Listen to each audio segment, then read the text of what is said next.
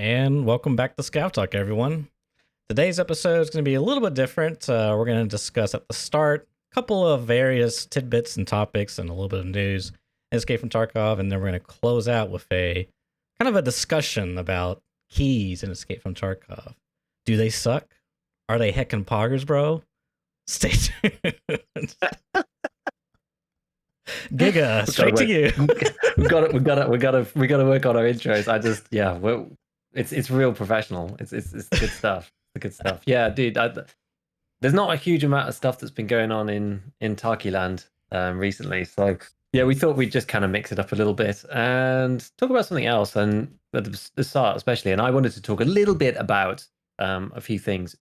So in particular, I did I mention it last time that I might have like a key for the COD beta. I was like, oh, I might have one. Yeah, I think you did. Yeah. Maybe I did mention it, whatever. And then I was like, I saw on Twitter people were being like, oh, let's fire up this thing and like see what's going on. I was like, are people playing on console or whatever? And I just like checked my emails, just like, oh, there's the code. Oh, whoops. So just like missed it. Just like in my emails, just like waiting.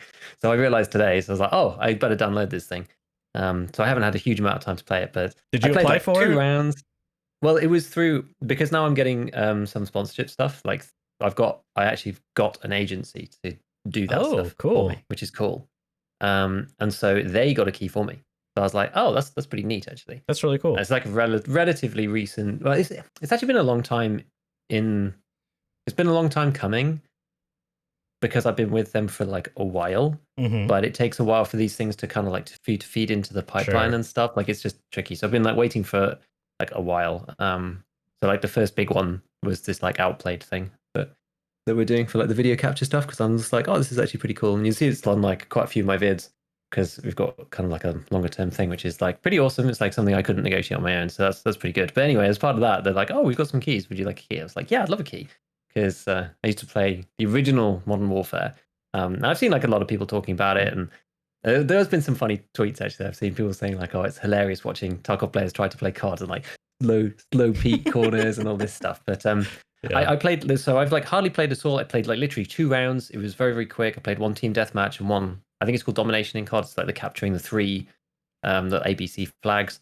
And I enjoyed it. It was fun. It was good, actually. It was good. It's kind of what I remember it from playing the original COD. Like that's the thing. I don't expect it to be Tarkov, so right. It's no real surprise.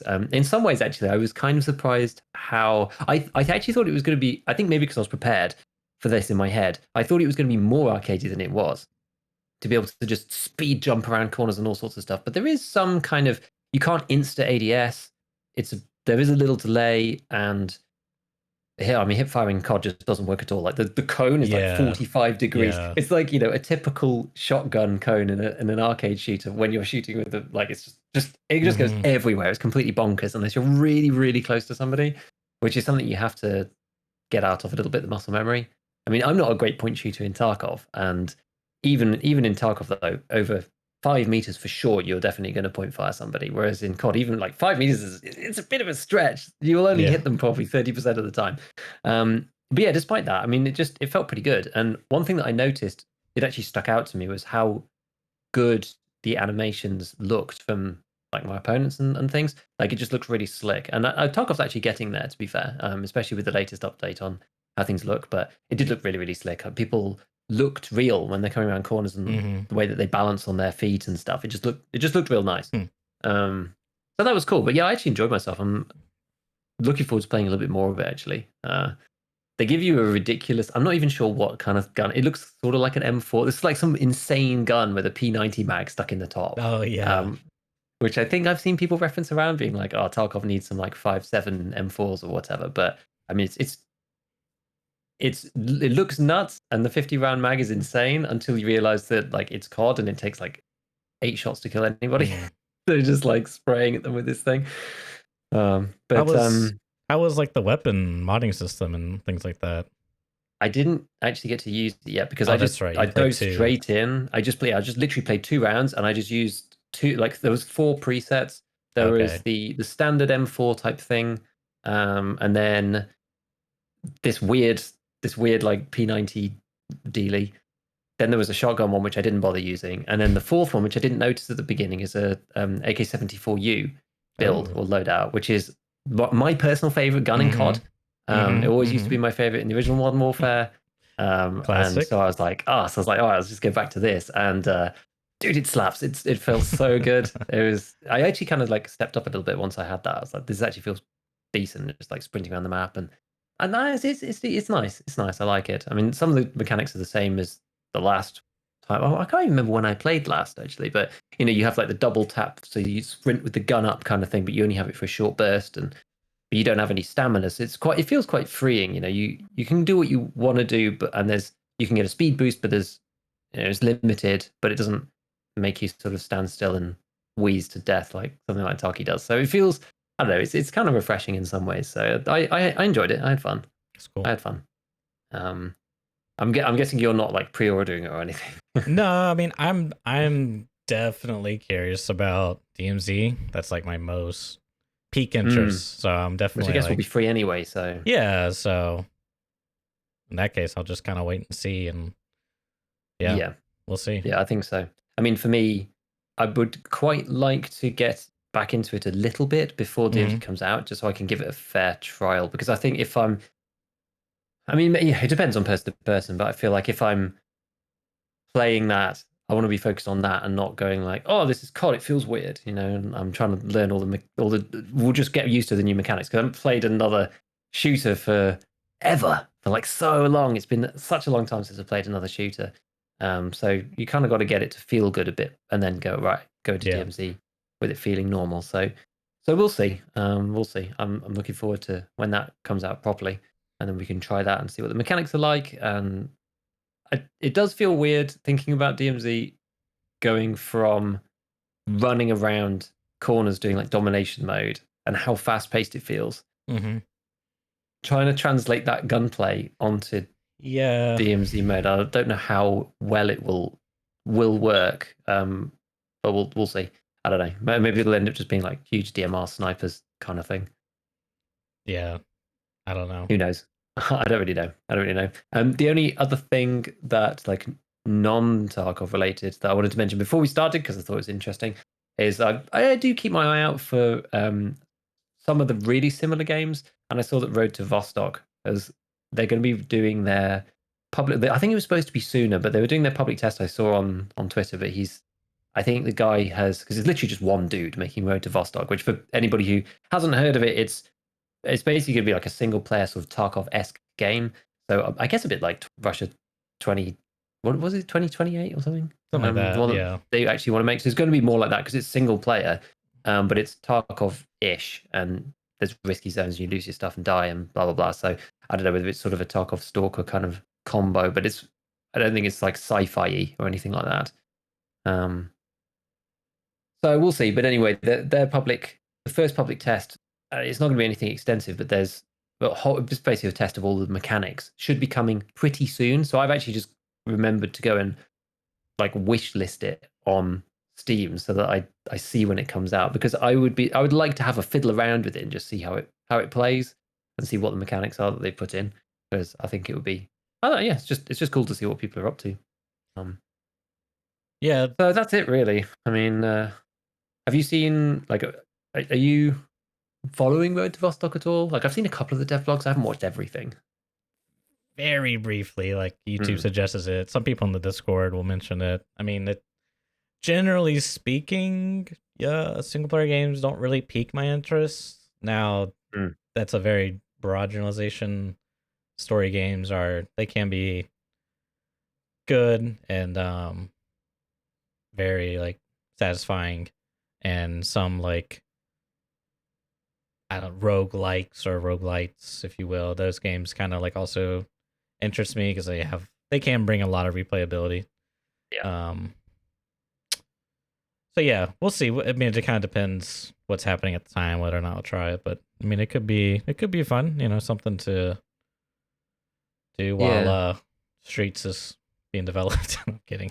Exactly. I've just gone back and actually found their tweet on Twitter about what they're doing. So saying if all this goes as planned, then he wanted to do it at the end of the week. This is on the 15th, so I think it's taken him a bit longer. It's like he's uploaded it and it's in for review. So he says like the public demo feature list one is, I Procedural control, I'm not even sure what that means. I guess maybe it's terrain. He's got like movement, inertia, weapon collision, weapon handling, arm stamina, inventory, containers, loot, item placement, time, weather, post-processing, rendering, AI spawner, dual render scopes, random barricades, flashlights, lasers, campfires and lights, radio and television, ground caches, demo sandbox level of demo, village map, a random map event, and then like he's got one pistol, an SMG, a shotgun, 3 assault rifles, and 2 other kinds of rifles. So that's what he's testing on this first one. It's quite a lot of stuff. Yeah, it sounds like it's got a pretty good foundation there.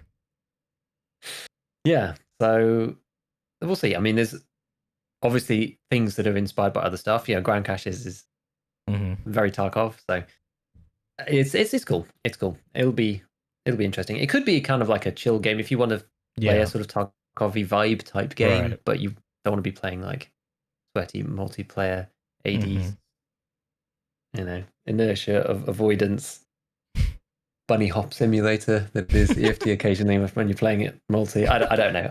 We'll see. That could be fun. I think that could be fun. We did get an update from BSG. I swear, like once a week, they always post some Twitter posts where they have like 4 pictures, 4 stills of something, people in the office, like, guys, quick, move your fingers up and down like you're typing on the keyboard. But this time it seems like they were possibly teasing something because it was all in-game renders, and there was a shot of interchange, 2 shots of interchange, one on reserve at the train station, another one in factory, and people were suggesting that this looks like a lighting change, which did you see One Peg's video? He put out a video, I think it was in regards to this, but he talked about how BSG was supposedly trying to work on Unity 2020 implementation and ETS, blah blah blah. Did you see any of that stuff? I've seen it, yeah, and I also thought that it was going to be a lighting type tease. That's what I mean. Immediately, I thought it because it looks like it based on the shots that they've picked. So they've picked. Yeah, I just got it up now. There's a big light in the first one, and it's shining on the gun. I mean, maybe it's done for effect, but it's like shining on the gun. It's shining on the platform, the sort of the panel thing. So you think, okay, maybe it's lighting. Then the next one, this was the one that struck me the most because originally I thought, oh yeah, this is gonna be a lighting patch or a lighting tease for something that they're fixing. The second one, you can see the light actually propagating down properly from the light in the ceiling. Yeah. And I thought, okay, maybe this is something different. And then after reading some of the comments and then going back and looking at the pictures, I thought, I still can't see the ends of the hallways in the mall. There's still a lot of fog in reserve through the train station in the distance. I wish they'd just get rid of that stuff. And then the last one is just a bunch of dudes eating stuff in factories. Then I was thinking, maybe I'm not sure actually. Yeah, I'm not sure. I mean, I was looking. This is the crazy thing because I went in that second picture on that's the interchange. We're just standing by the hole in the floor that leads to the garage. I was like, I basically what you were saying because the first one as well. Like, I felt like everything looked very samey, in terms of lighting. But what caught my eye was the second one. It was like very like, okay, yeah, it's still very foggy in the distance. And interchange kind of has this issue. But so I went in offline, tested it. Of course it was raining.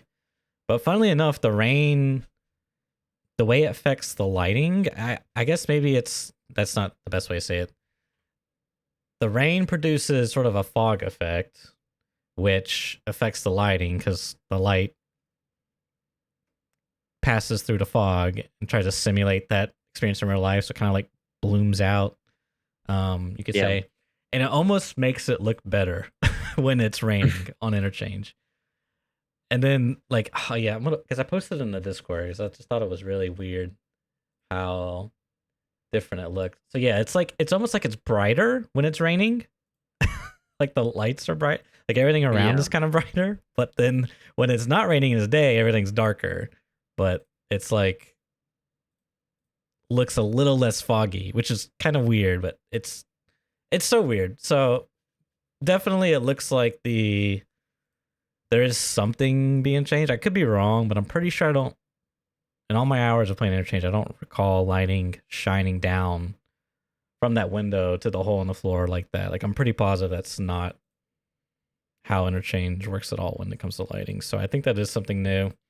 We'll see. I still think, I guess they're trying to create some type of realistic feeling where, you know, you're outside in a bright area looking inside to a dark area that exits into another lit area. So there's like fog with the light coming in, hitting. I don't know. I mean, I am kind of in agreement with you. I kind of wish they would just like reduce all of that by a large amount. Like either like make it, you know, if you want to be foggy on certain weather conditions, fine. But just like in general, why is there like a inside a building? Why is there just like a dirty, freaking smoky mirror effect going on?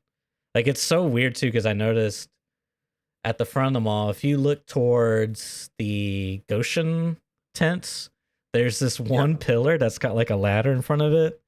And for whatever reason, the ladder, I guess it's not illuminated. Like nothing's illuminating it, right? But at distance, the fog sort of like encapsulates it. But the way the game works is it makes the ladder black. So there's just like this black ladder sticking out against like this basically white background because there's so much fog. It's so weird. But I wish they would.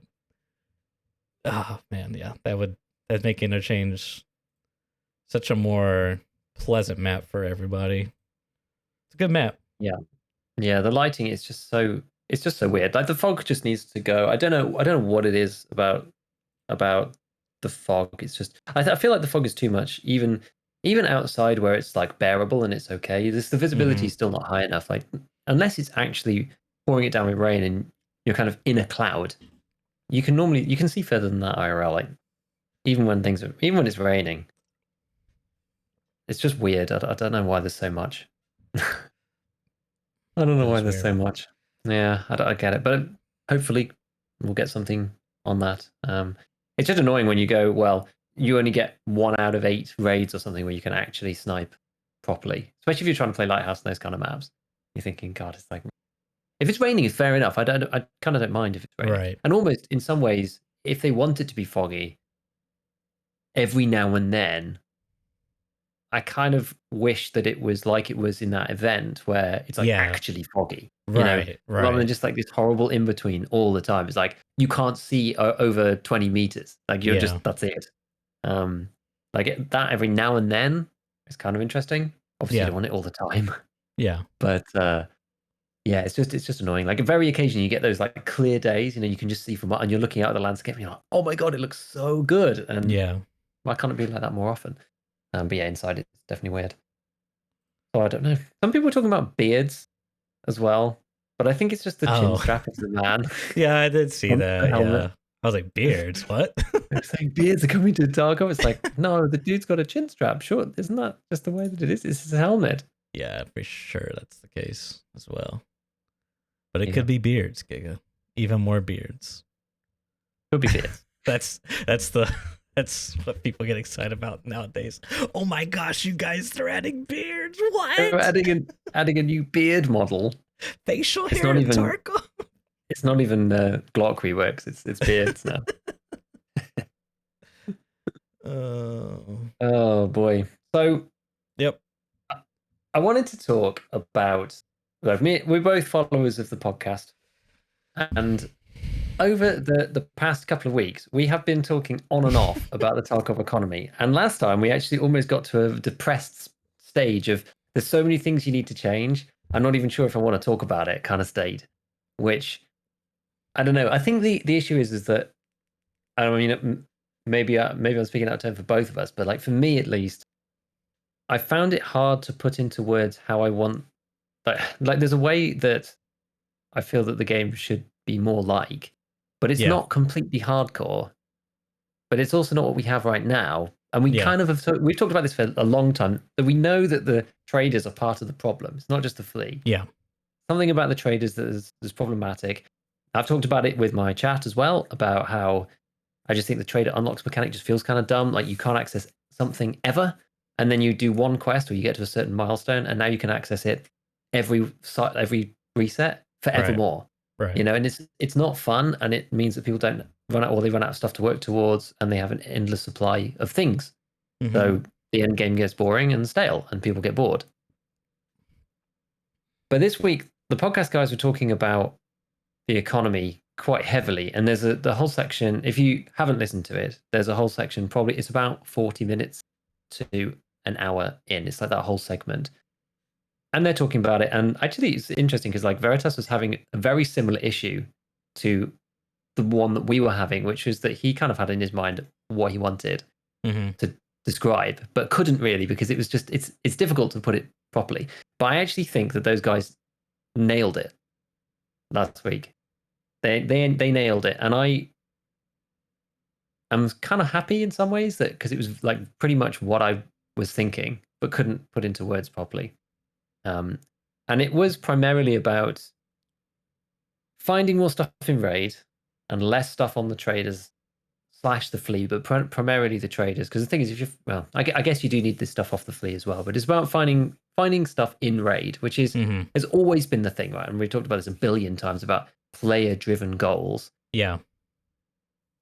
But I think that the way that it ended up being described was really cool because like you end up with stuff in raid, like actual guns and things like that in proper loot pools. On the traders, you have various other things like mounts and connecting pieces and stuff like that. So you can actually connect one thing to another thing. It's not very fun to be going looking for the QARS rail if you've got four grips and you've got the rail piece. Like maybe they spawn together or something, right? Like we said. Yeah, I mean it could. It could be depending on what it is. It could be, but anyway, that was kind of like the sort of the basic premise. Right. There's like there was so much in there that like every time they were like going through the next stage of the argument, and I was just like, oh yes, I agree, yes, I agree, yes, I agree. This is so good. And I actually even like wrote down some of the stuff that they said. So they kind of got to the point of talking about having the weapons in raid. And Jesse was basically like, you know what's crazy about this idea? What this does is it compresses things if you're a Chad. And it makes it harder for you to get meta stuff because you can't buy it all the time. You have to find this stuff. And if you're new to the game, it makes it easier. And Veritas was like, yeah, because now you actually have a chance of getting it. That's what I meant. This is what I meant when I was like trying to figure out all this stuff before.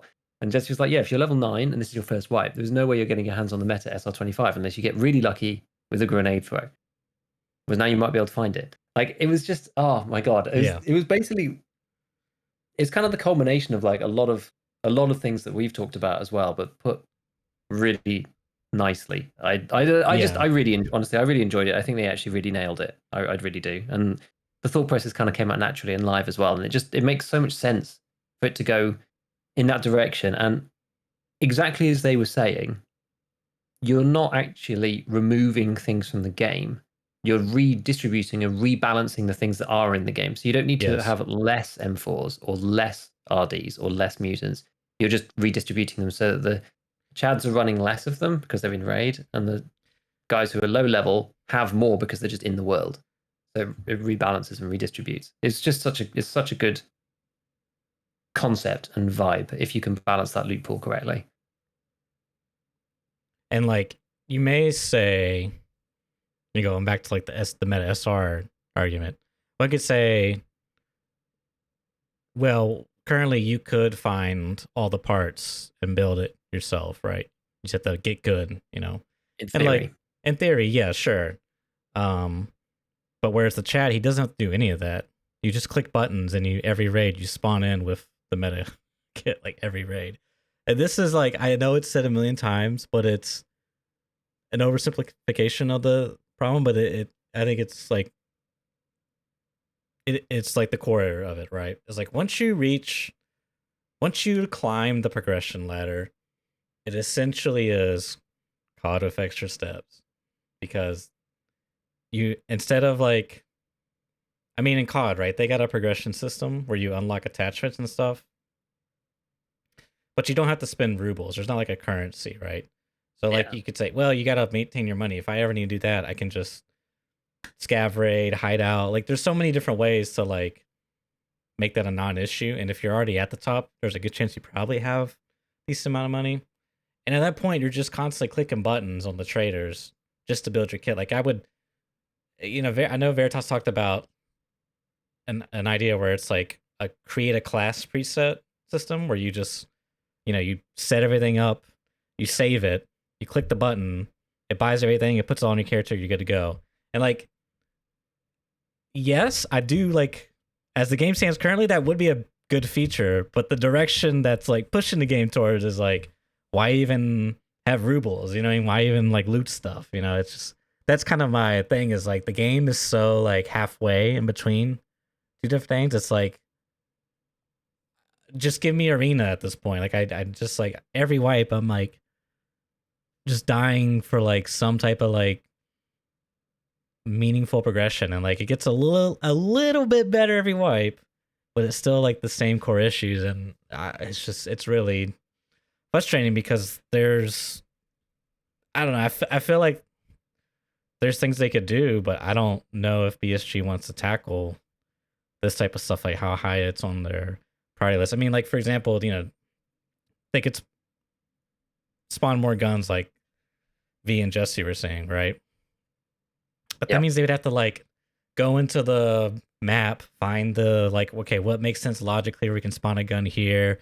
Let's set up a bunch of different random rolls on different attachments on this gun to spawn here. Like it's not exactly like, okay, yeah, we'll ban the M1A off the fleet. You know what I mean? Like that's a really easy check mark for them to do. So that's the thing. It's like, I just like, that's why like I'm not super desperate to like discuss this type of stuff, because like you could go into a bunch of details, but I think it ends up becoming like such a big undertaking that would rather it be like a massive, like well documented thing.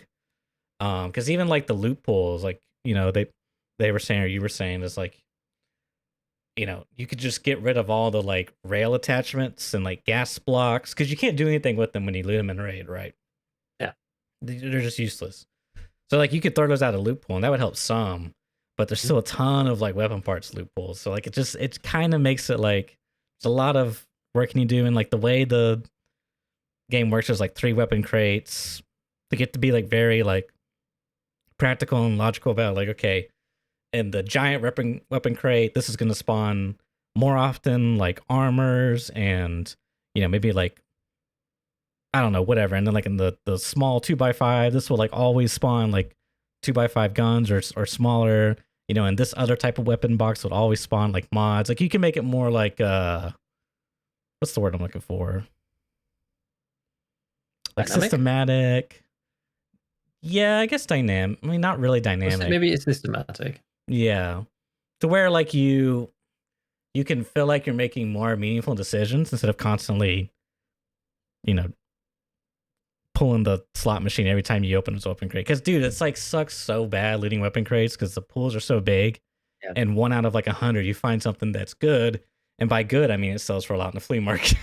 Exactly. Well, this is the thing, right? Then there's only a few of those items. There's really not that many, and it's exactly what you said last week, which was you said I hate selling weapons parts on the flea. Yeah. Because partly because there's so many and there's so many junk things. If you've got any of the intermediate handguards, there's about 7. People hardly buy them, and they take ages to clear, and you have to put them way under the trader price to actually get them to sell. Like there's only a few things you can actually sell at a decent level, and that's because it's part of Gunsmith or it's some meta attachment. Like I managed to get one of those 14-inch SAI handguards the other day from one weapons crate. I was like, oh, nice. It's like a cool 90k. No problem. But other than that, you end up with too much junk and you just don't bother taking it. So yeah, it's tricky. It's tricky. But the thing is, like, yeah, it's exactly. There was another couple of things I wrote down, which they were talking about, which is exactly relating to this precisely, and it's exactly what you were saying. Like COD with extra steps was described really nicely by Veritas, where he said, like, what is the problem with having too much money? And he said it's being able to buy the specific experience that you want, i.e. the weapon that you like, feels familiar and does a lot of damage, etc. That was like a really good way of putting it. And as he said, right, he said finding the good and cool stuff and using the cool, interesting, and fun stuff is so much more the point of the game than being able to get the money to be able to build the specific sanitized experience of exactly like your loadout or whatever. Because I'm sorry, I'm going to interrupt because I had this thought. Go. One flip side of that, maybe he was making that argument from the Chad perspective. I can't say for certain, but that's kind of the gist I got. But in the same way, I can make a experience catered for like the ultimate min max, Keter diaper rig, and it's like it's not right. That's just not really the. I feel like that's not what Tarkov is about. Is having that create your own, you know, precise experience. It's more like you're thrown into the experience, deal with it type of thing. I 100% agree with you, right? Because like the way that I play the wipe is exactly that, and it's the way that all my videos are because it's Yeah. the most and again it's emergent player behavior, right? Yeah. It's the most sensible way to play given the tools that you're given as a player. I don't use any guns that I find in raid at the beginning of the wipe because even if they're good, I probably don't have the ammo and I probably don't have the attachments for them, so there's just no point. Right. So I just go from like, you know, like this wipe. What did I do? I went from PPSH through to 74U with PP, and then like maybe you throw in sprinkle in some UMP early on, Mm-hmm. and then you Got to. you get 55A1 and you start running the MDR. Like it's just like and I don't use any guns that I find. I don't even go looking for them because that's the thing. Going and looking for guns isn't even on the agenda. No. The agenda is just quest hard. That's it. Yeah. And unlock ammo, like getting unlocks from the traders. That's the thing. It's like getting to 56A1, getting to BP. These things are the important thing. Those are the important milestones, not going into raid because all you can buy is a double barrel shotgun and a Makarov and trying to find something sensible, Mm-hmm. which is obviously it shouldn't be that extreme, but that's more of the way that it should be. But yeah, exactly was what you were saying again. I wrote down at the end of my like little blurb, like Mm-hmm. on the stuff that I'd written at the beginning, I wrote, you have to change everything. Yeah. And that's part of the problem, as you're saying. You have to change the traders, you have to change the loot pool, you have to change like so much stuff about the progression, about Right. when things unlock, about where do you find this stuff, and you have to do it in a clever way, a sensible way, so that things spawn together. You don't just get locked, like so that you don't end up, oh well, now I don't know, now the lower tier weapons are useless because you get so many of these good weapons. Even if you can't buy them on the flea, you find so many of them that now there's actually no point running any of the cheap weapons because you've got loads of these good weapons because there's too many in the loot pool or whatever. It's difficult. It's hard, and it's really hard. It's really really tough. It's really tough. I was inspired because again the boys were talking about it and they said there's so many levers to pull. Mm-hmm. It's really difficult. And Jess was like, it shouldn't put us off having the conversation. I was like, it re-inspired and like became more confident after that conversation because I was like, yeah, you know what, we should talk about it. I felt quite demoralized actually last time because I was like, it feels pointless to talk about. It's so hard to fix, and like, are BSG even going to want to do it? But it's important. It's important to talk about these things, I think. Anyway, It is. I just feel like if you really want something like this to move forward, I think you have to get Reddit on train. And I say that because a lot of the stuff that does get done by the community seems to like source through Reddit or some other like social media big talking point, sometimes a podcast. But you're not just gonna do a podcast in the community and be like, hey, can you pull a million levers and make this like experience exactly how I want it? And it should be like it so like I feel like you need to like two things. One, sort of like overcome some of the common arguments.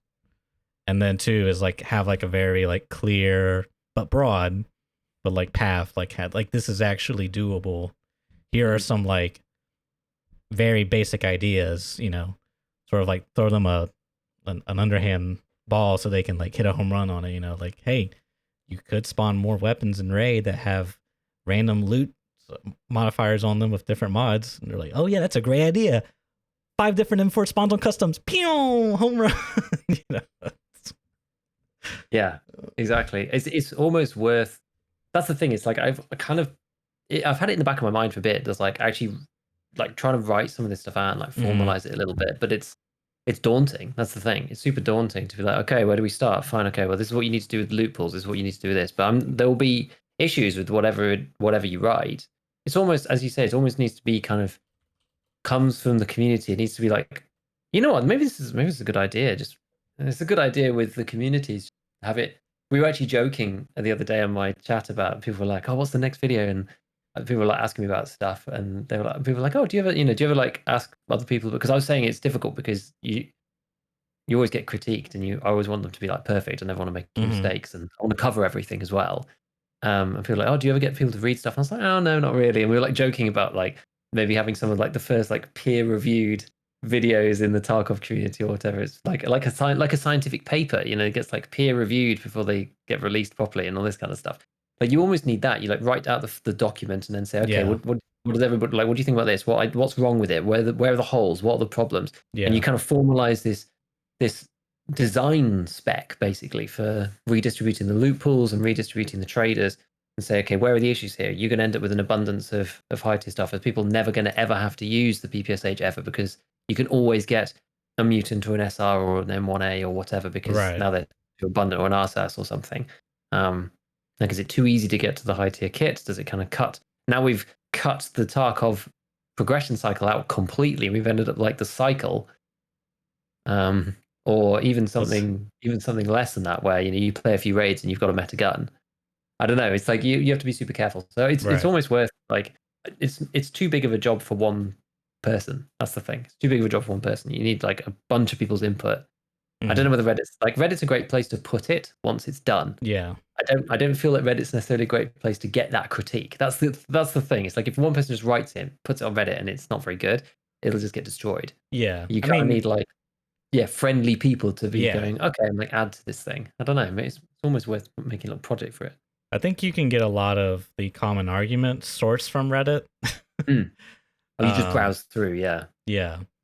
But as far as like, I felt that's what I mean, is like you need like the common like complaint, if you will. It's like fix the economy or the loot economy. You need that to be like the new standard, because right now it's probably like what, audio, desync, And AI. and AI. I mean, I haven't browsed it in a while, but that's A holy trinity usually of Tarkov problems. I mean, honestly, if you sort by controversial, I mean, I used to browse it semi regularly. There's like tons of like flea market discussions, and like some of them are like very interesting. But you know, they're controversial because you have like just, you know, a bunch of people getting downvoted when they say some like dumb, stupid shit, or just being purely like a negative and attacking people. But anyways, That's yeah, Reddit. that's that's the internet, honestly. I used to browse Reddit all the time. I hardly go on it anymore. Honestly, I'm like I hardly ever go on it. I actually did start browsing it again recently because there were a few kind of useful posts on there. Yeah. That I like stumbled into, and I thought, oh, actually, maybe this is good. I think it was because I know why. It was because there was that Ricochet post, and when I was looking, because I was just again, I was doing exactly that. I was looking through the different Reddit posts that people had talked about Ricochet to see like what were the topics, because sometimes you just forget about a topic, and somebody goes, oh, this happened to me, or this happened, or you know, all the combining things, you know, that kind of stuff. Like you might miss that or whatever. And someone had made this like fully detailed, like all the experimental data from like 3 days worth of testing, like 20 days ago, and like I hadn't seen it. I was like, okay, maybe I should read this more. Like, sometimes it's good. I feel like it's like mining for diamonds. Like it's mostly coal, and every now and then the diamond comes through. You know. Yeah. So it's like it's worth keeping an eye out. But I mean, the one. Yeah, man. The one thing I will say about going back to the economy discussion is the one like major wrench thrown into the problem is how much of the current systems are just placeholders in BSG's eyes, right? So like hypothetically, let's like start with traders. You know, is the trader screen menu just a placeholder, or are they going to be all put into the raid eventually? Like, I don't know. There's like talks of that, but I don't know. So like, we won't know this unless BSG outright says it, which I kind of feel like is that like official? Are traders supposed to be in the raids, or is that just like a, oh yes, traders are in the raids and passing I while think Nikita they were mumbles originally, but I believe the latest is, and I don't quote me on this because I haven't actually heard for a while. I believe that was canned and they were not going to be in raid. I think there might be some traders in raid, but I don't think the typical ones that we have now will be. I think that's the latest. I'd have to go back and try and find a nice guy video. I don't think anyone's talked about it for ages. I think they're going to be between the maps, and depending on where you extract, you're going to be able to access more or less of them. I mean, that would sort of help, I guess, in some ways, because then you not have full access to everything at all times. Right. That's yeah, because but it's a good point. you could come up with a system with the current traders where it's like, okay, this is the perfect balance between you have access to some basic equipment, but there's a lot of the action happens in the raid. You got to go find it, get it, survive, bring it back, build up your stash, build up a good kit, yada yada yada. You could come up with that system, but if BSG sees that and are like, oh, we were playing at traders in a raid, so that basically like circumvents what you're saying because people are gonna have not everyone's gonna be able to buy stuff and survive the raid and bring it back to their stash. Oh, okay, well, yeah. So there's like a lot of those little things that kind of makes it like tricky and like dissuading, I guess, to do stuff like this, For but sure. nonetheless, it is something that I think would just greatly elevate the game, because that's kind of just like where I'm at. Is I'm like sitting in waiting mode for like this stuff to happen eventually, Copium, but I suspect some other game company studio is going to do something similar or just a completely new idea Mm. that will just captivate and we'll just kind of like move on from this. But that's Maybe, kind of yeah, where I'm at. exactly. I think this is the like Tarkov sort of longer term problem is this end game because honestly, the game itself is one of the best FPS games I've ever played. Mm-hmm. For most people, you can play and I said this in my chat the other day, you can play for 500 hours and have an absolutely fantastic time, and it's great. The end game issues are happening because people have played for like 7+ wipes and have like 3,000 plus hours in the game. It's kind of a good I problem to have in I some ways. I would disagree. Me You personally, disagree? Okay. my second wipe. So my first wipe, I started late, Mm. but I played it out, and then my second wipe, I played it. But when I got the end game, I started noticing I wasn't enjoying the wipe as much, and I couldn't figure out why. And I thought, oh, it's because the flea market. So I made a new account or reset my account and did a flea market list wipe, and that's kind of how like I went down the economic rabbit hole and started to talk to you. So like I would disagree personally, but Like, how many hours in was that, do you think? that was during COVID, so that was a lot of Was it hours. over 500 hours? um, Probably. it might be. Because I I don't think know. that's the thing you don't notice for the first couple of 100 hours, and that's the thing. That's what I mean. Is like it's a good problem to have because Okay. people are playing for that long. I get your point though. I get your Yeah, point, but yeah, it's yeah. basically maybe some people get there faster than others or whatever. Like I guess it Mhm. doesn't really matter. It's just kind of and the more and more people who play, the more and more people are in that end bucket. We still have people Yes, I coming see. in. Yeah. But there's more and more people now in this Right. end bucket of just like, what do I do? I've done everything. Like Yeah. it's all the same. Um, and yeah, that fixing that end loop is tricky because you want people to be able to ultimately the system you're looking for is for people to play the game forever and it just have its sinks and its goals, its own player driven goals, so you can just play forevermore. Yeah.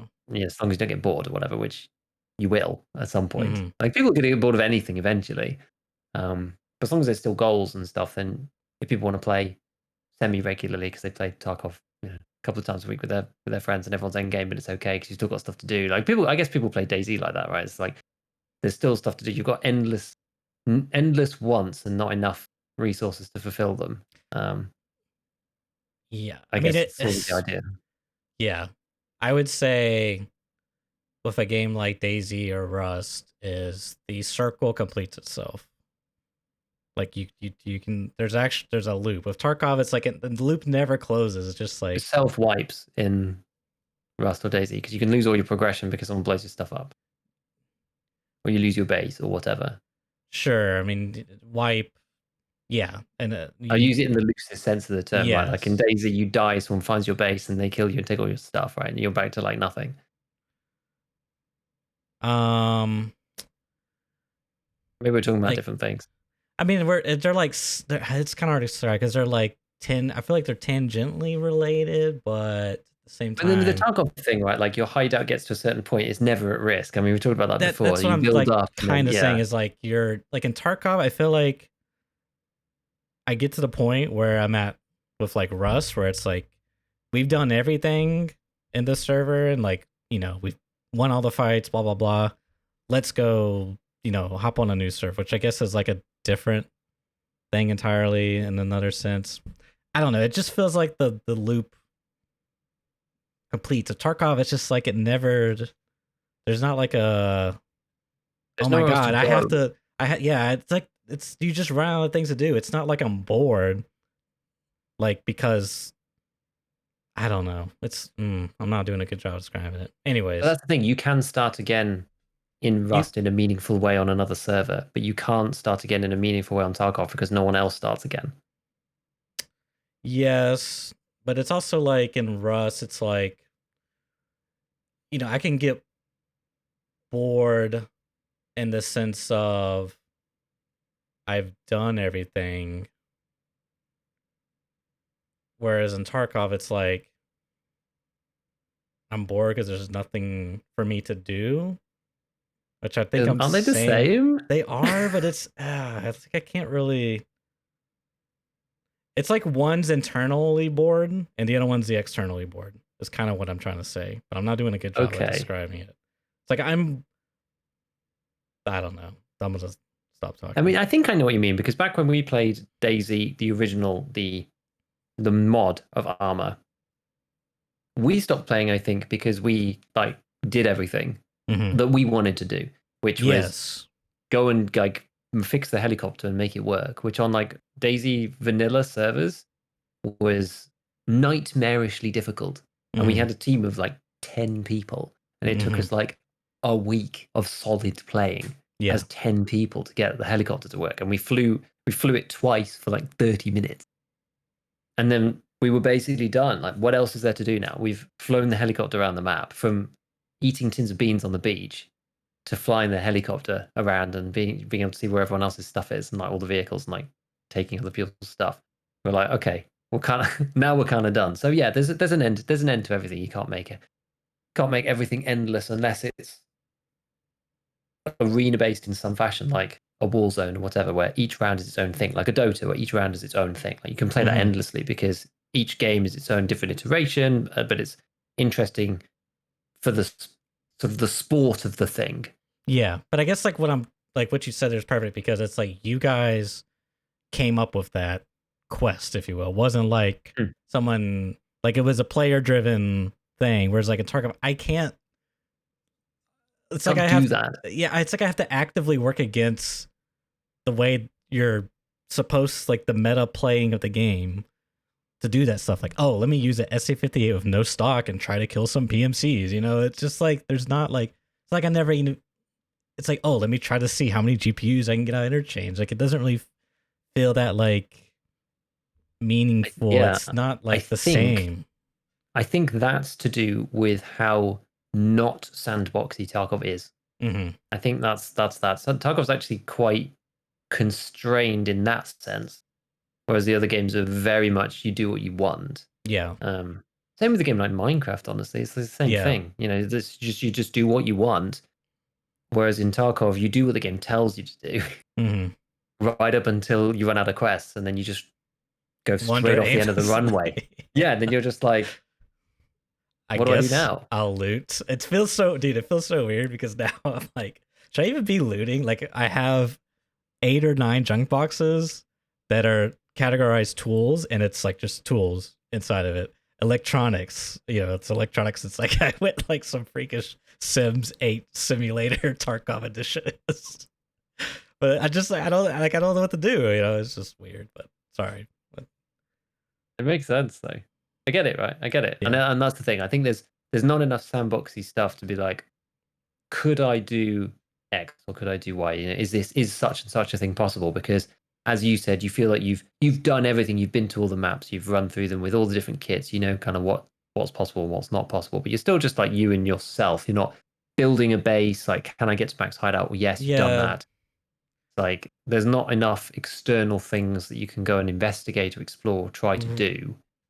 Right. It is to satisfy your, It's like not sandboxy enough because in some ways there is a sandbox element with like the kits you bring, but I mean that can only go so far with your imagination, I suppose. But I just like, as far as like me doing the loop, going into the raid, trying to survive, I never feel like survival actually matters. It ends up just becoming a PvP fest towards the end of the game for me. And that's where, I come in and say, man, I just can't wait for Arena. Originally when Arena, they were talking about it, I was like, I am not interested at all. Please just stick with the main thing, like Arena, whatever, who cares? But now it's like, I don't know if I'm ever going to get my loop completed. I'll just play Arena then. Like, fuck it, dude. Yeah. Yeah, it's interesting. Someone who's reminded me in I was Triniville actually. Reminded me about hardcore. And again, this is the reason why I end up keep coming back to like thinking about hardcore servers with people all playing on hardcore, because that's like much more like what we want, I suppose. And it takes a lot longer to then go and complete those things because you need to go and get the stuff. It's a lot more player driven, but you're still trying to do the specific things in the hideout. I don't know. But that's the problem that is trying to be solved anyway. And I do think it would help having this redistribution, and it helps some of these balancing problems as well that we're talking about, where you have to bring the top end of people down and bring the bottom lower up. end of people up. Yeah, that's always the issue, because a lot of these things are just like make the game harder, just like shifts it in a parallel way. And normally it shifts it like the bottom end goes way harder than the top end, because the people at the top end know how to deal with it. So it's like, But this is the thing. It's like every time the way BSG handles this stuff, it's like people complain about 762 BP. Okay, we'll move it up to the Grenadier task, so it makes it harder for the bottom people. Like everyone below, it just pushes them down harder. And the way the system works is as you reach max level, you get all the unlocks. You're basically the best medikits runner, and then you're the level 2 Timmy trying to get his pocket watch, and just the guy in customs dorms just like wrecks you. Like you just have no chance. It's just like that's like BSG is like, oh yeah, this is hardcore. It's like, no, that's not hardcore. What the fuck? Yeah, if you're this is sadism, man. What the fuck are you guys on about? Yeah, but that's why it impressed me so much. The kind of the idea and the way that it's portrayed, because it's like, yeah, it's that compression of the it difference between the two things.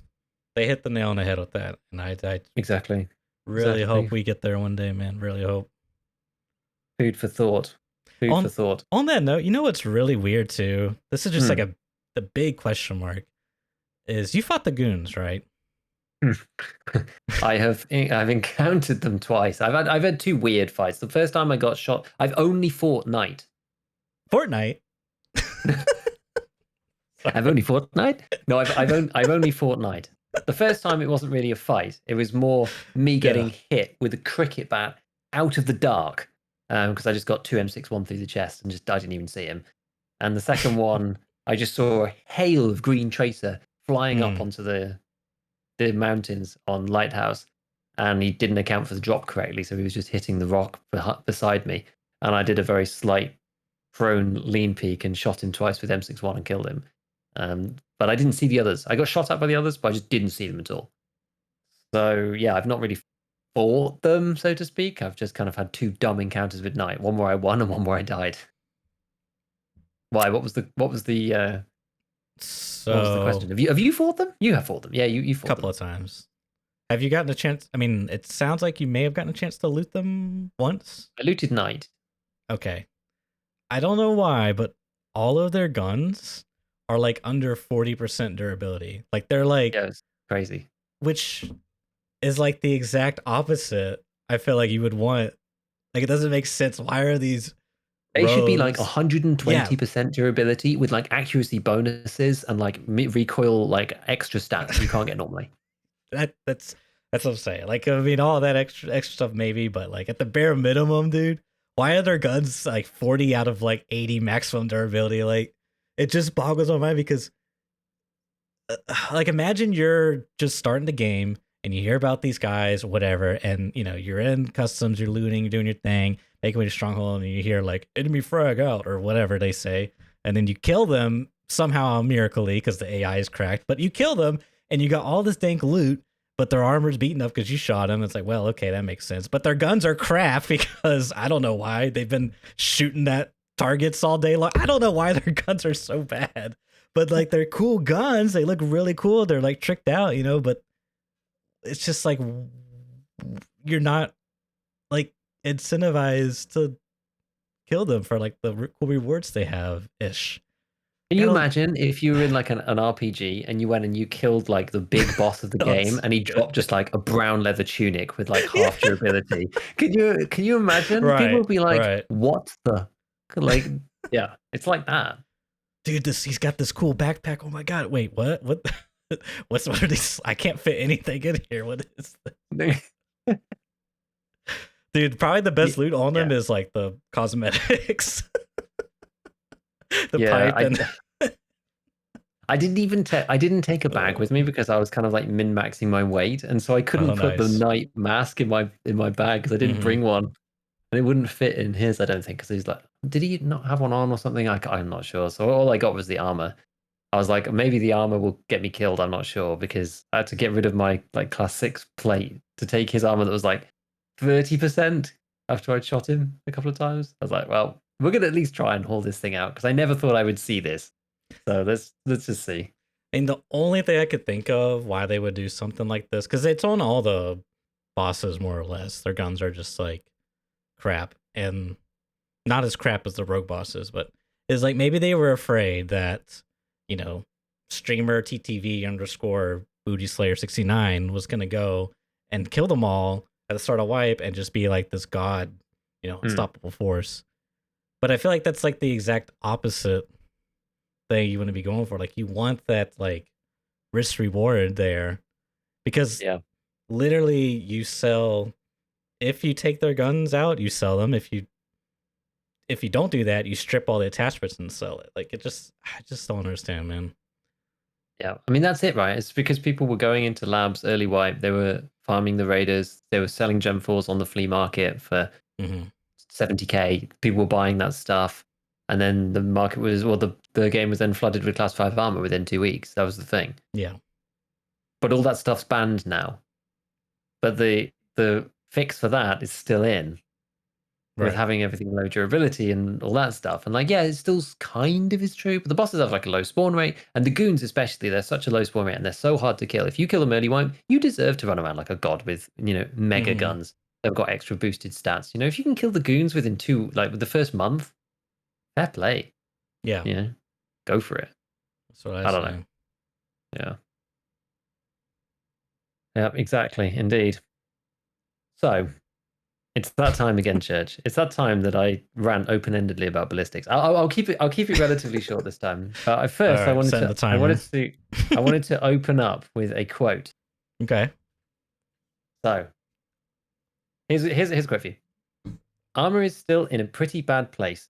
The changes to everything just push armor further into the role of only providing a massive advantage against lower levels and undergeared players and doing absolutely nothing to anyone with decent ammo. I'm pretty disappointed because I think it's the cause of all the issues people have with armor. It's far too strong against non-penetrating rounds and completely useless against penetrating ones. It's just going to create the same dynamic where everyone is a juggernaut in armor until later in the wipe when everyone has access to AP, and then armor is useless again.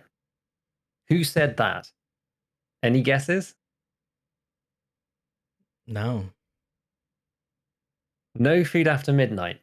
Oh 4 years ago in 2018. Nostradamus over here, dude. In 2018, dude, 4 years ago. Yeah. I was basically looking around for if anybody had talked back. Sometimes the old Reddit posts are very useful if you're looking into the deep mechanics of the game, because back then people weren't as scared of BSG, and there's some real gold out there that people have revealed that I don't think people would talk about now. After people got slapped on the wrist for like data mining and all this stuff. So some of the 4-year-old posts are actually quite useful for like calculations and that kind of stuff. And I was looking around for armor damage calculations and that kind of thing, see if there was any kind of like tidbits out there. And I stumbled upon this literally, and I read it, and I was just like, "Oh, that's funny." And then I scrolled up and was just like, "Oh my god, he said it 4 years ago." It's crazy because it still feels that way in some ways. I know we've got the armor damage like rigs rework or whatever, but like it's been like this forever.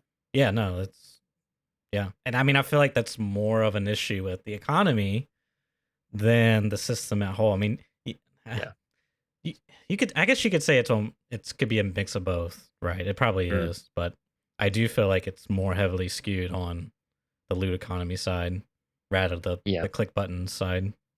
What I think is interesting about this is that because this was coming from a very particular like point in time, I do actually think that there's like two elements to what he's talking about, which is that like undergeared people are just useless against the Chads, Yeah. and that AP rounds are like super OP strong and everybody dies instantly.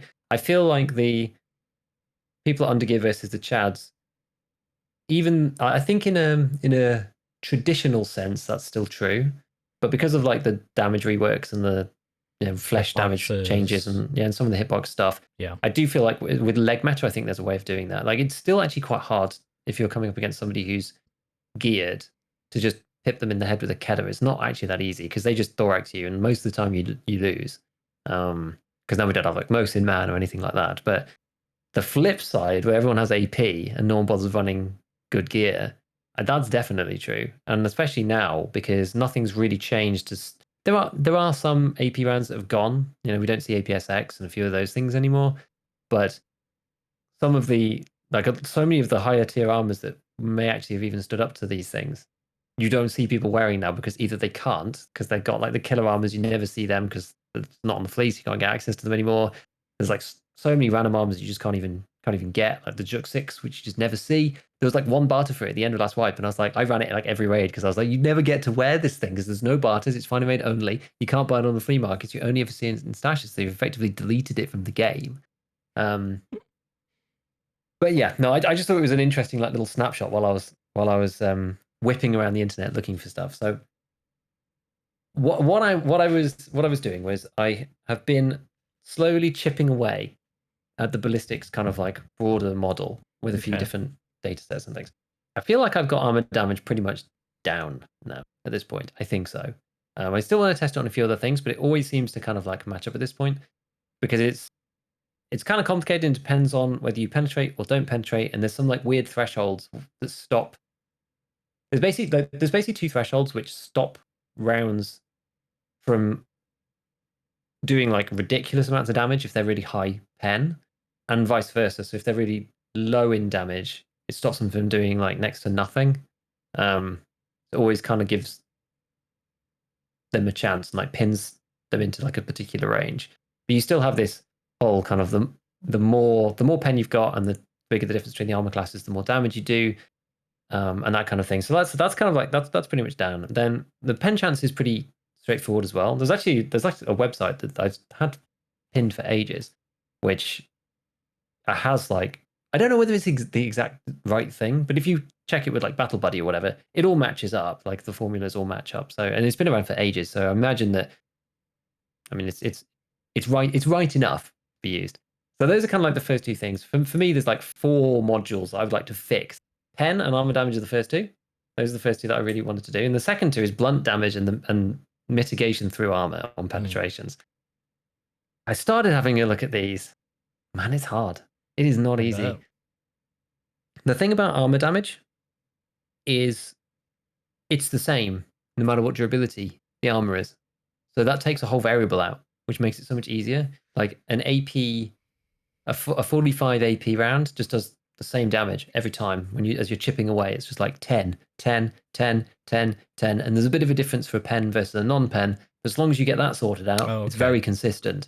There is some wiggle. But it's a small fluctuation rather than like dramatic changes.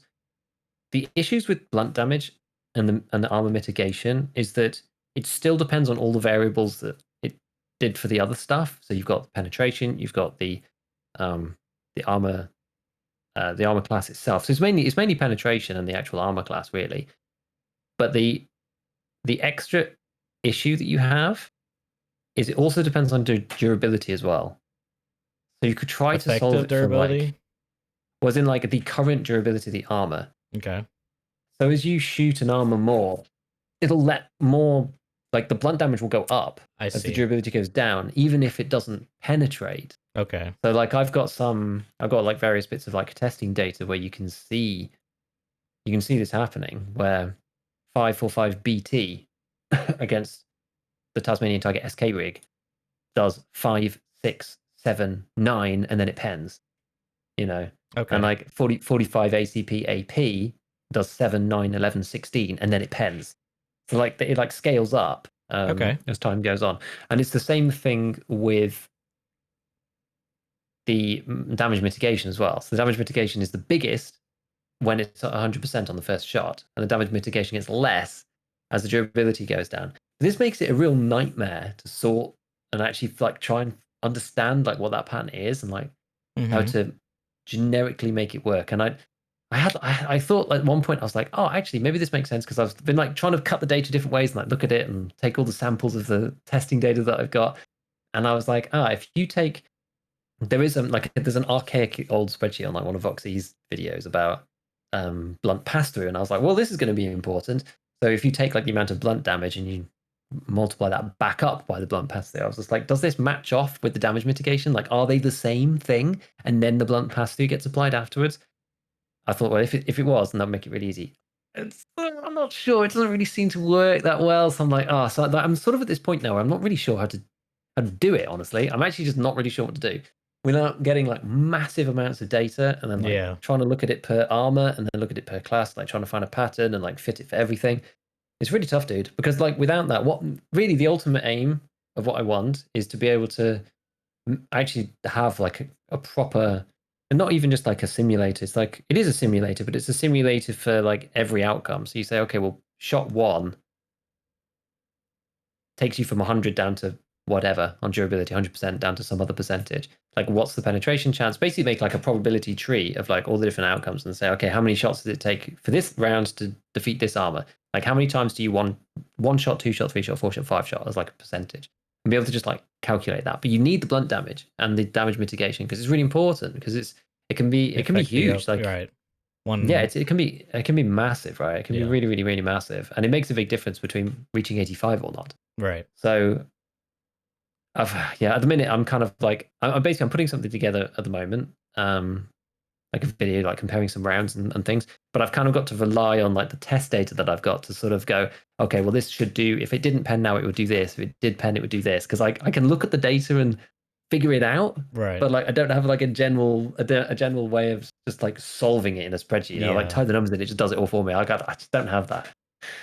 It's annoying. It's very annoying. But maybe I'll come up with some good idea. I don't know. I feel like I've reached a bit of a sticking point where it's these last few pieces are tricky. It's just because there's too many moving parts. Because of the durability, it's like for the other ones with armor damage, it's easy. You've got so many data points, but with the durability one, it's like every time you take a data point, the durability percentage is different as well. And so you've got, for each set of tests, you've got the armor damage decreasing. Or sorry, the damage mitigation decreasing. So like on the first shot, it stopped 25% of the damage, and then the next one it did 20% less, and then 15%, and then 10%, and then 5%, or whatever. Maybe just need some more data. I don't know. I'm still like trying to figure out how to do it, because that'd be really cool, because I quite like doing this, and what I'm doing at the moment has been quite interesting actually. You get some quite insightful information out. So like, just as an example, something that was really interesting last time I looked at this was when I was doing the Tasmanian Tiger SK rig thing, and 45 AP kills you in exactly 5 shots. Do you remember those? Like, kind of funny, because it's like shots 1 through 4 they don't have no chance of getting through, because like 45 AP is only 38 pen. So the pen chance is 0, 0, 0, 0, but it does 7, 9, 11, and 16 blunt damage for a total of 43.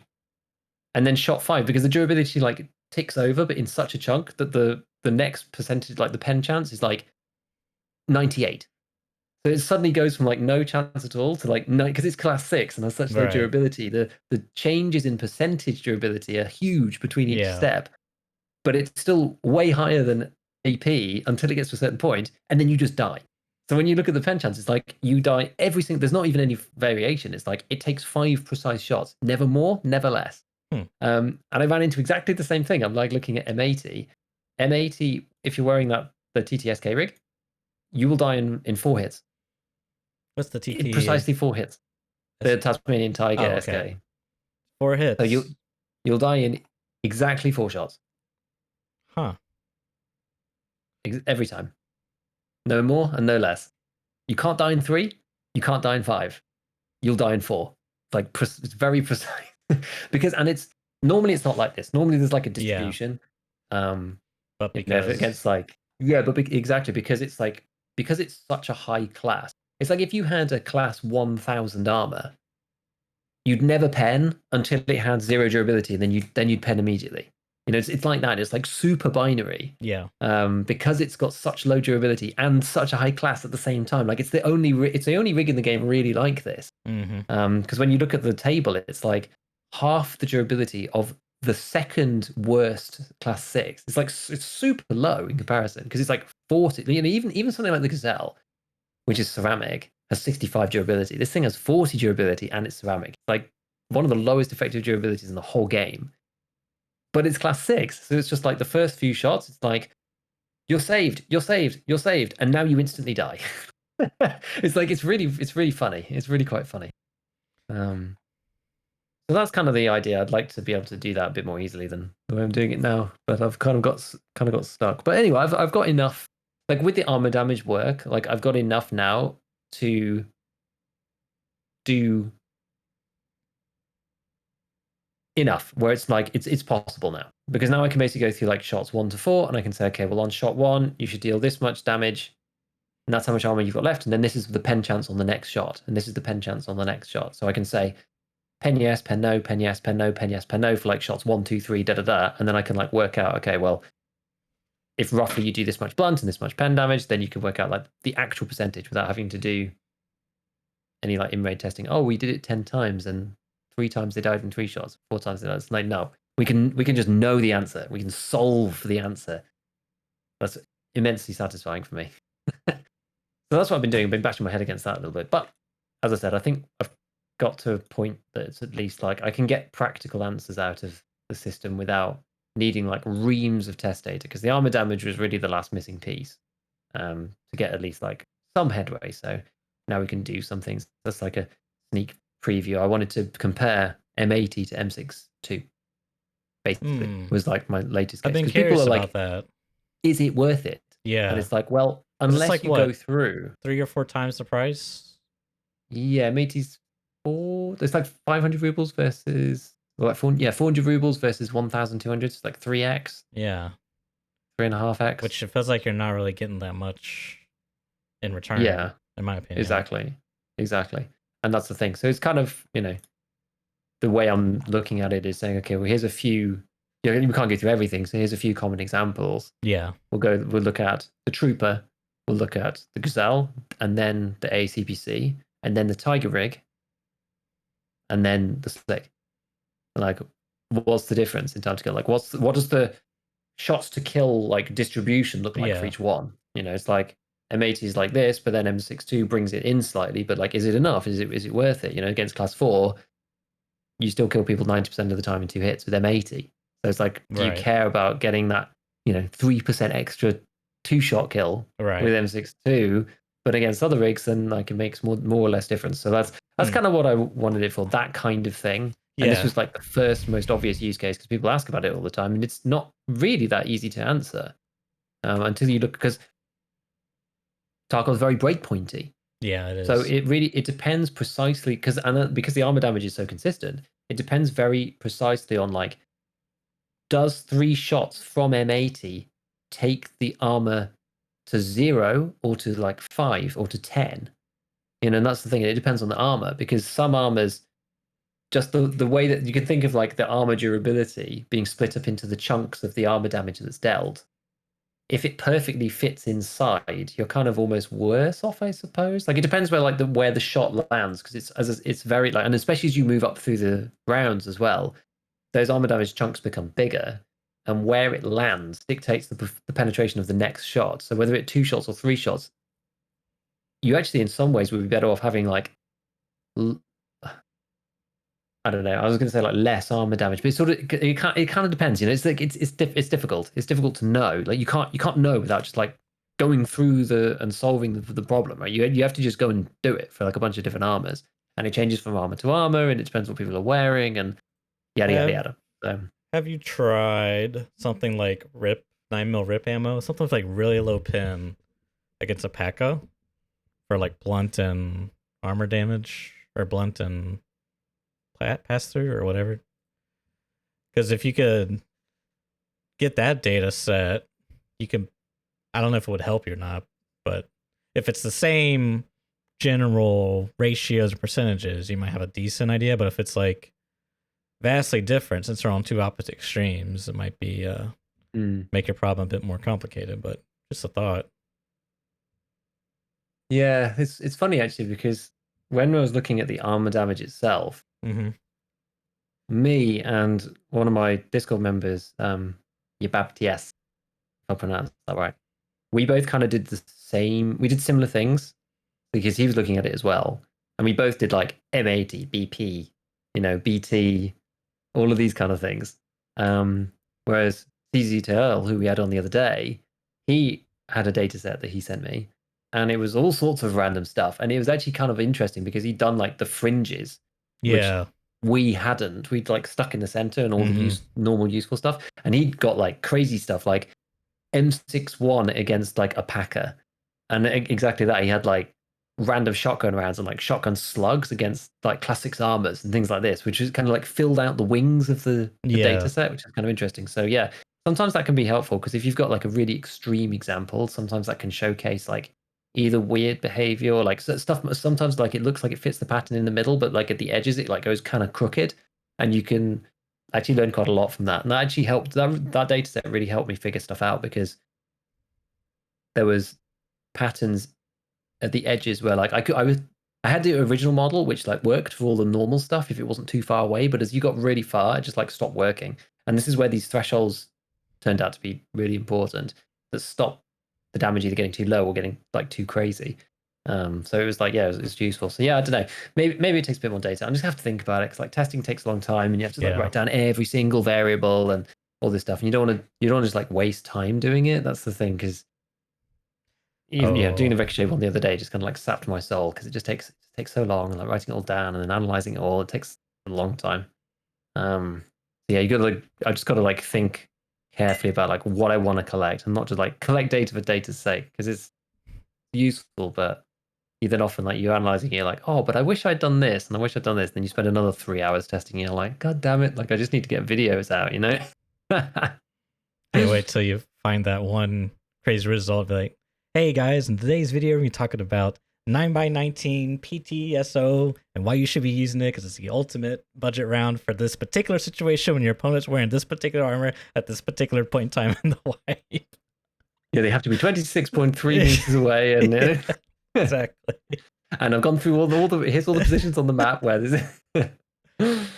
Oh man, crazy stuff. On a positive note, I finished Tarkov Shooter 8 on a completely separate random note, which I'm very, very proud about.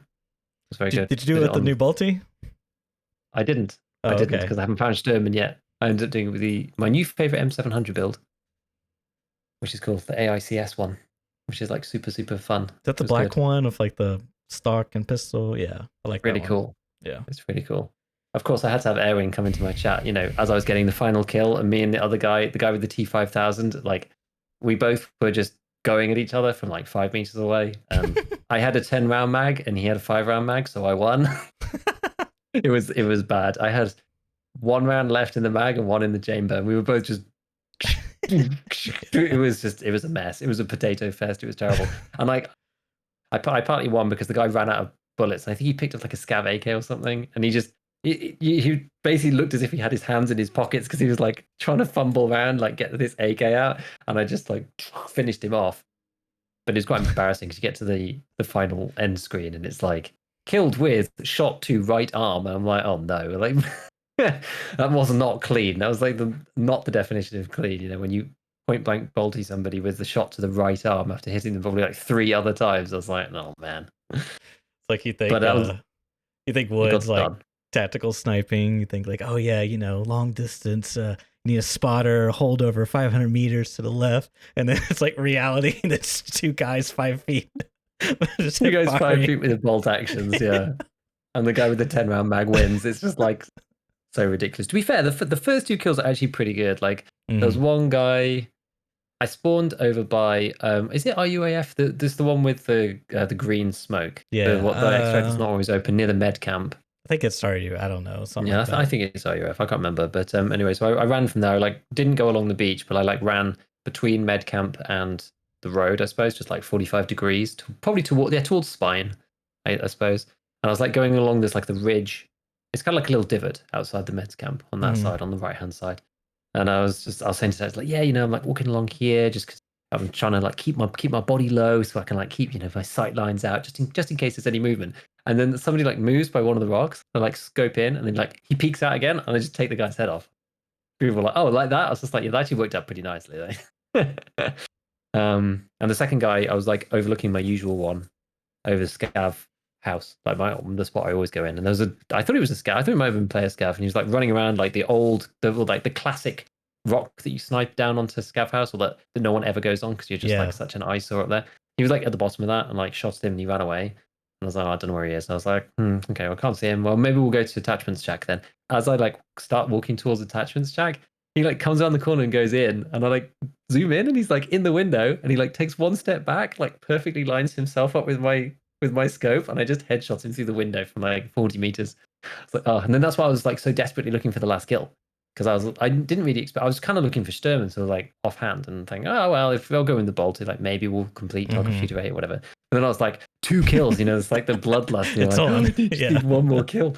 That's why I was like aggressively checked. There was a shot like that shot was so far away, dude. It was so far, and I was just like sprinting through the map at this like distant, like I didn't even know what it was, like a PPS, a PP19 or like an AK or something, like miles away. And I'm just like sprinting, and then suddenly there's this like laser, it's like blue laser, like through my screen. I'm like, oh crap! And then that's when the bolt action shenanigans happen.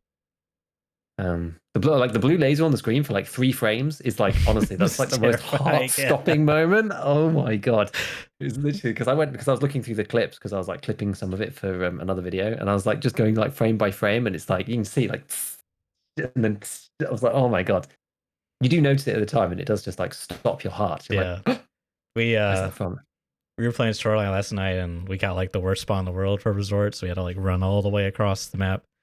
We ran by the shack, like underneath it. There's like a shack on the east side of resort. It's like on the hill. It's got like a couple of weapon crates. But anyway, so we were running past that, and I saw a blue laser on the ground. I was like, huh, that's weird. I don't recall anyone in our group running blue lasers. So I was like, hey, anyone blue laser? And they're like, no. So panic just ensued. The guy was behind us shooting down. It was pretty funny. God. Blue laser stories. Yeah, the panic's not good. You're breaking up pretty bad there. Okay, now you're back in. Oh, back. Yeah? Yeah. Is it okay? Yeah. Okay, good. You're good now. Good. All right. So anything else on that? I mean, I know most of that was like my topic, so anything else on ballistics, anything like that? Or do you want to move into keys? Oh, ballistics is weird, man. That's all I'll say. I'm still love the. It's quiet. It's like. I'm still just like, ballistics means don't pay attention to anything else, just fragmentation and damage ish. Mostly aren't pin and damage, but fragmentation is just like I have no freaking idea anymore, dude. No freaking idea. I was talking to Giga earlier before we started, and I was playing Offline Factory, just like warming up a bit, and I was using MDR with M61 rounds, and I was actually like noticing it just one tapping sky. I was like, oh yeah, that wasn't a headshot, but I one tapped them, and it felt more. It was actually happening more than I thought it would, and it was like, okay, that's really weird. Like this thing actually does one tap, but only on scavs. It's just like, yeah, I don't even know anymore. But that's it's weird. We were talking about it a little bit before because it's supposed to be 13%, which is like 1 in every like 7 or 8 ish. You thought it was maybe a bit more, right? But I didn't even know. I'm not even looking into it. Yeah, it's so like I'm genuinely scuffed. I'm just leaving it because who knows? It's unfortunate. It's quite funny actually. Like, sorry, go on. I was gonna say it's just unfortunate because it's like could be very interesting and meaningful for a few different calibers and rounds when you're talking about choosing ammo, but whatever. It's whatever. Yeah, exactly. It's quite funny. There's like this video that I'm kind of like putting together at the minute where I'm kind of like, here's all the differences, but then I'm just like, have you considered subscribing to M61 because you won't have any of these problems. kind of at the end. It's like I've actually been using M61 quite a lot in my own raids, and it feels nice to just shoot people and then they just die. Yeah, they just die, right? Yeah. It feels pretty nice. And It's like I was almost using it like on the highest tier armor or ammo that pins armor just like negates armor. It's kind of weird how that works. yeah, it's almost like when you're fighting against players who basically don't have armor on effectively, then like the game feels a lot easier. I was using it on Lighthouse because it's what I killed Knight with, but I was using it on Lighthouse and like all the rogues just die instantly and stuff. I'm just like, I wonder how much of like the abilities I've had, like, you know, they've got +5 on or like +4 you guys and bounces and ricochets and absorptions over distance and drops in pen. So I was looking at it again because I didn't know. I know that it happens, but you know, I use M80 a lot when I'm on Lighthouse normally. And if you're over 300 meters, you can easily be doing throws. Like the pen drop's pretty low. Like that's like 32 or 33. It's like you aren't going to consistently pen class 4 at all. Like it's like 20% or something. Like you could shoot them like 3 or 4 times and you might not go through. So if they're wearing like class 4 armor or class 4 helmets or whatever, and they've got extra head HP too, like, okay, this might actually not work. Whereas like, yeah, with M61, I had like no problems at all with killing any of them. I was like, Yeah. Yeah. And I started putting it in my guns properly because I was like, well, you can only buy 30, so I'm actually like buying it properly now. Like my economy's like, I don't know, been sort of doing okay because there's always seems to be something else that I need to buy, like Mentor, like million rubles or solar power or this or that or a Red Rebel or whatever. Like, and it's only recently now I like don't really have anything else to buy now, and I'm just buying like good ammo and putting it in my guns. I mean, honestly, dude, just feels like so good. I've been crafting good ammo overnight, BP or M61. It's just like, yeah, I mean, it just works. I don't know. You just basically, so. M61's so good. Yeah, it's really good. So good. Okay. Good. Right. Let's talk about keys, Giga. You know, I've been dying to talk about keys for so long. I've been dying to talk about keys. Yes. So I feel like we've tried to talk about it a little bit before, but and it kind of ties in with economy talk that we've discussed before, because it really kind of boils down the same thing. It's like, okay, I'm gonna come out and say it. Keys suck, dude. I don't know how else to say it. They just suck. It's like you loot a jacket and you get a key and you try to get excited, but it's like a key you already have, or it's a key that unlocks nothing. It's like a key that's like not really useful. You know what I mean? Like technically speaking, I think it's the Vaz key. One of the car keys does open something. There's like one on Woods. It opens like a truck in the Sherman's camp, or you know, one on the shoreline outside a cottage. There's like you can open the trunk or something. Like technically, yes. You know, even the Ollie. There's like an Ollie logistics storage office that's like some weird obscure closet that you can open up that works. But I mean, I don't know. Wiki says loose loot. I don't know, dude. But my point is like there's like a handful of keys that are like extremely sought after, right? And it's so annoying because nobody's like, okay, I won't say nobody. Some people do sell them for money, but you have to sit there and like watch it. It's like every time you get out a raid, it's like, oh, let me click on my wish list, check, see if anyone's selling it. No, okay. But then they want like other rare items, like 43, or not rare items, but what in some cases rare items. They want like the Rivals armband, you know, this other rare key, marked room key, or half of them are like scams. Some of them want like 49 sugars, and they all got to be found in raid. You know, it's just like, it's really annoying because we're trying to like, you know, do quests still, but there's that one marked room task where you got to plant the marker. It's just like something to work towards, I guess. But us being min-maxers, we've been using, because there's a barter for 3 marked room keys from reserve, because there's 3 marked rooms in reserve. So if you barter those 3 keys, then you get the marked room key for customs. One of those keys, for whatever reason, is just rare or just highly sought after. So it's like on the flea market for barter only. I think it's like PKPM. It's the one in the D2 bunker, the marked room in D2 bunker. So you have to do a barter to get that key, and then you can do a barter for the marked room key and customs. But the other thing is like some of the other barters are like, they want, you know, sure, I'll give you the marked room key that you want, but you got to give me another rare key that's like, so out of the 100 key loot pool, Like I looked it up. I think it's somewhere around like 114 keys, and 14 of them don't do anything.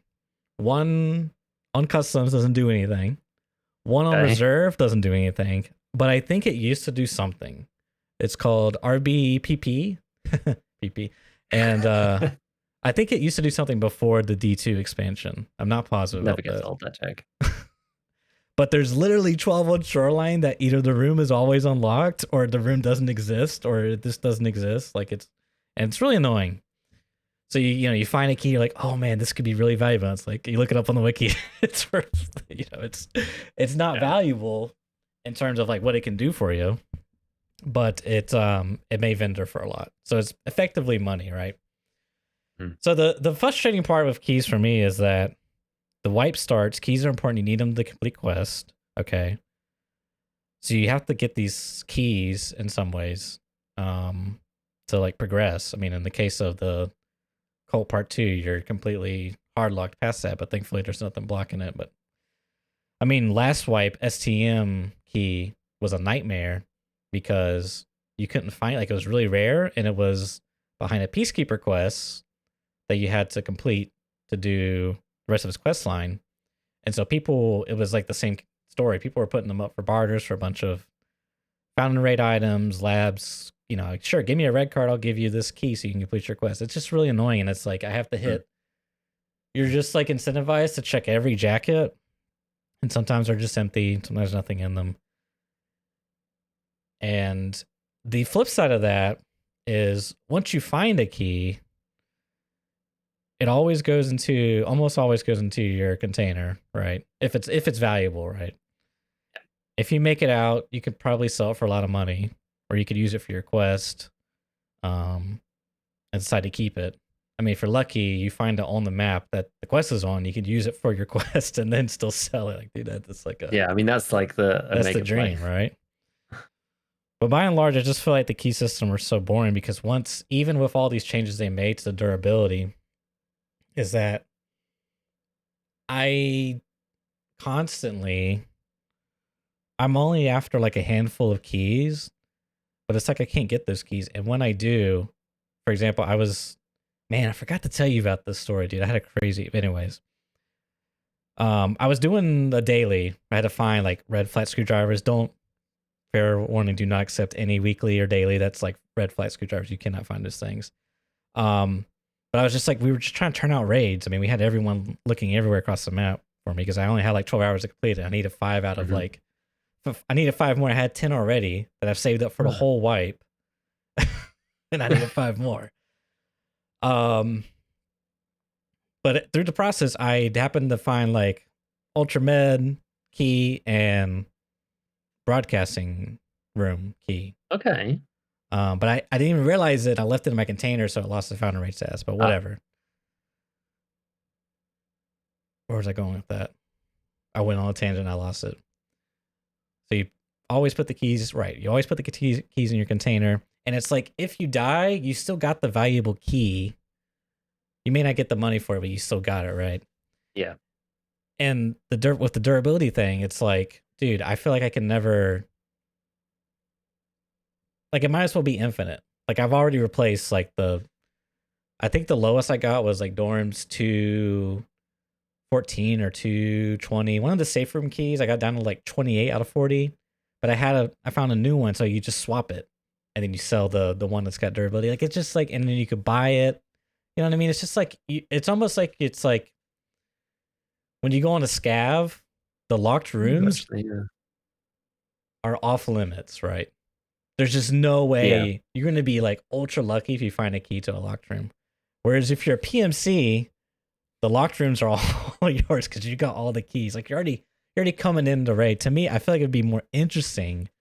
What if, this is kind of like the broad idea, okay? Every key for that map had a chance to spawn in jackets. And only those keys for that map spawned in those jackets. So instead of like for example, if I wanted to find the STM key for reserve, the tank room or whatever, I would go, okay, let me go to reserve, to hit jackets to potentially find the key to then unlock it and do the quest, right? So that's kind of like thought process one. It's like, how can we like reduce this so I'm not constantly just like checking loopholes of jackets? You know what I mean?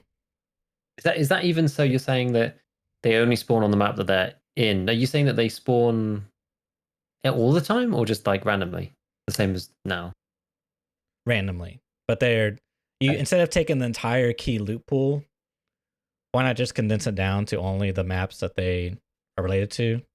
That way, it's Mhm. like, I mean, you could still keep hard spawns because I know like there's some like shoreline keys that hard spawn on like customs or various other places on the map. Like that's fine, whatever. But I'm just saying in general, like just reduce. First of all, get rid of the keys that do nothing. Like please get those out of the loot pool because I can't stand getting those keys, dude. It's like that could be another. What's the other key I need? Radar station key, right? That could be another chance for me to pull a radar station key, but I can't. It's so annoying, dude. That would be the first thing. Second of all, is like, why not have like some sort of incentive to like loot jackets for both your scav and PMC, right? Because you could play on scav, and now like if you loot a jacket, it's like, oh, I found factory key. I can now open up this room, or I could do this as a scav. Like it kind of like mixes it up a Mhm. bit. The other part is like, I don't like that you're constantly, as I said earlier, you spawn in the raid. I have all the keys, so it's like I'm not incentivized to. It's kind of like the PMC and the gear thing, right? It's like, why would I ever look for weapon parts?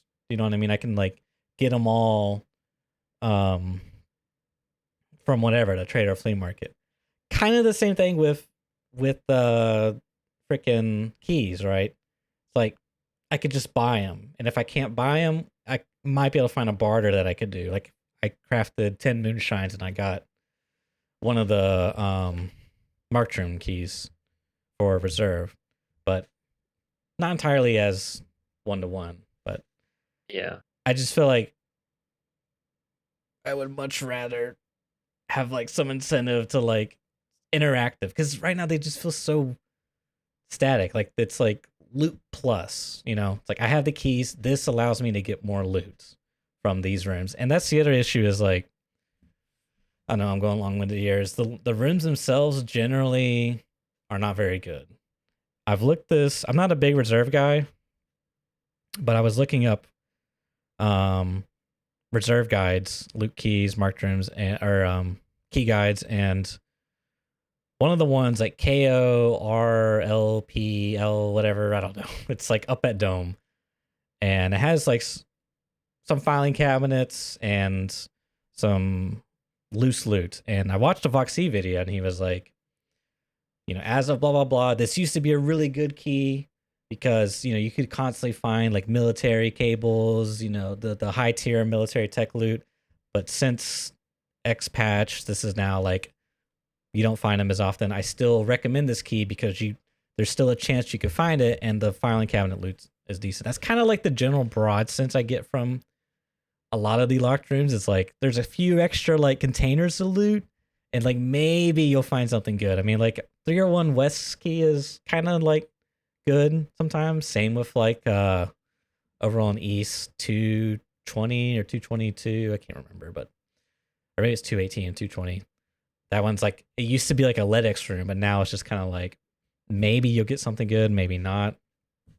But that feels like the broad stroke of everything. I don't know if that's like a dynamic loot thing, which I don't really want to get into right now, but I think it is. It's like ever since then, right? Like the locked rooms had a yeah, they got a big punch in they got a huge nerf basically, and like stuff got distributed elsewhere, but it's just like less stuff spawning in those well, rooms, which is fine, but like but that's the thing. I don't know if it's really gotten distributed elsewhere, too, because we used to go and interchange because me and Buddy were talking about this, and man, I remember raids where we had more GPUs than we knew what to do with. Like, God, we can't cram enough in our fucking containers. It was insane. Whereas now it's like you're lucky to find like two GPUs. Like you might be able to find one, but you're like really lucky to find two. And it's like, okay, like how did they take those multiple GPU spawns and like divvy it up? Is there like now 10x as many uh I don't know, CPU fans spawning? Like, you know what I mean? Like, I don't feel like Yeah, I that's really don't the know. case. So it's like, and I used to be kind of critical people that said like dynamic loot just means less loot. But I, based off like more recent experiences, trying to find 10, 15 flat red screwdrivers, dude. Those things are like, I don't know why, but they're in like the rare loot pool. Like, I've looted so many toolboxes, I could like probably come up with like a general like percentage of each individual item. Like long flat screwdrivers are common, but like the, you know, like the Bulbex cutters and Yeah. the purple backgrounds, those are like actually rare. Like those are really rare because I just have junk boxes full of tools, and I have very few of those. Same with red flat screwdrivers, but I would think like, I guess the way BSG saw it is like, okay, keys are like always accessible. And one of the problems we used to have before they put durability on, which we kind of still do, but it's just like not as pronounced as it used to be, was that keys would just like plummet in price on the flea market. Like they would be really valuable at starter Yeah. wipe, and then they would be like worth nothing. Whereas now it's like not so much. It's still there, but just not as pronounced. Well, what I was gonna say is, I feel like when you open up a room, you know, like it's locked, like you want something valuable to be there, but the way BSG saw it was like, okay, well, we have all this loot plus from PMCs because they have all these keys. So we can't constantly have, if they're always going to have keys, we can't always have all the good loot in there, which is like, I can kind of get what they're saying, but like to me, it'd be more interesting, that whole like risk reward dynamic. If like you found the key in the raid, it's like, oh my God, I got a really good key. Like I found the key to one of the rooms in dorms. Let's go see what's inside. It could be something really good. You know, it's not like a guarantee, but it's like still like going to be something to get you excited about, you know? Not just like I said, loot plus, oh, there's like 2 extra duffel bags. I've been going on for a minute, so let you jump in here. No, that's fine. The way I thought you were going to go even more extreme, like when you were talking about it in the first place, and being something along the lines of all the keys for all the rooms spawn on that map in every raid, but they're all only one use. That's an idea. I thought that's what you were going to say. It's It's an like idea. marked room is on the map somewhere, and someone leaks the jacket, and they're like, oh, "I got the marked room key," but it's like one use, and then you go and like, "Can I get there? Can I go in and get the stuff?" You know, and then it's like decent. I think You that's have to be the person to find it, but I guess it's a tougher sell, I think, but yeah, I think so. I think it's an idea, but I agree with like the keys are weird because so I actually opened my game because I wanted to check. So yeah. like dorms 110, Mm-hmm. for me is down to 13 out of 40. I'm surprised actually. Well, I'm not really surprised because I've been to that. Sorry, I've been to forgive me. dorms 2 a lot. What's in that room? I don't know what's in that room. It's one of the safe. It's one of the safe rooms in 2-story. Oh, 2-story. Okay, It's yeah. dorms Yeah, that's a good 110, key. dorms 105, dorms 114, and mine are 13, 18, 16. Mm-hmm. Because I go to 2-story all the time because I'm trying to find a goddamn Raven and I cannot find one, dude. It's like, and I was going to get flash drives and stuff like early on Yeah. in the wipe. So like I've been to that room 27 times. Yeah. Like, yeah, I mean, And yes, well, with like a total safe that I've looted in the I was dorms gonna too, I say, guess. yeah. Like, I you know can that even key has distract them more than can't you? paid for itself, dude. Oh yeah, for sure. Because you get like so much good stuff. I just keep forgetting to take the loot out of the room.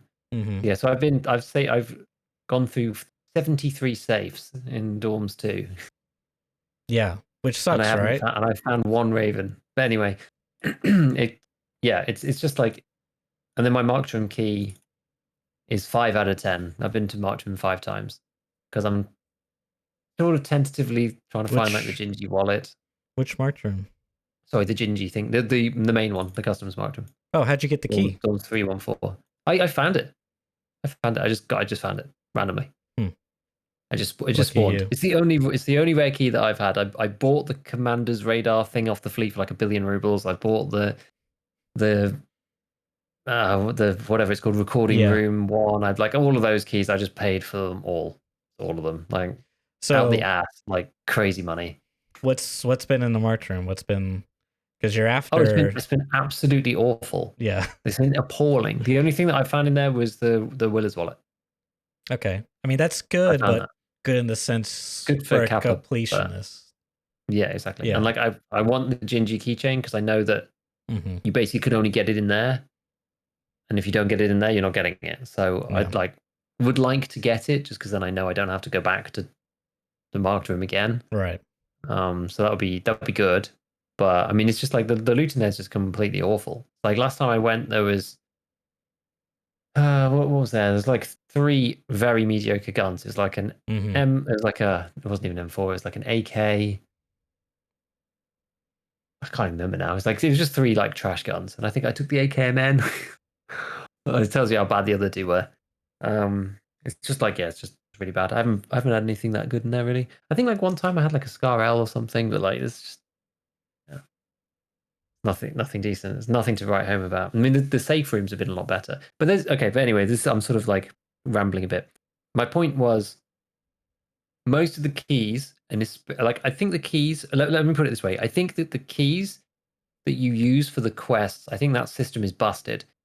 Like what you were saying before, but every key is super rare. Everyone wants one. They're only barterable for another like item within the pool. One Of of like the other ultra quest rare keys. items. Yeah. Yeah, exactly. It's like all the ultra rare pool.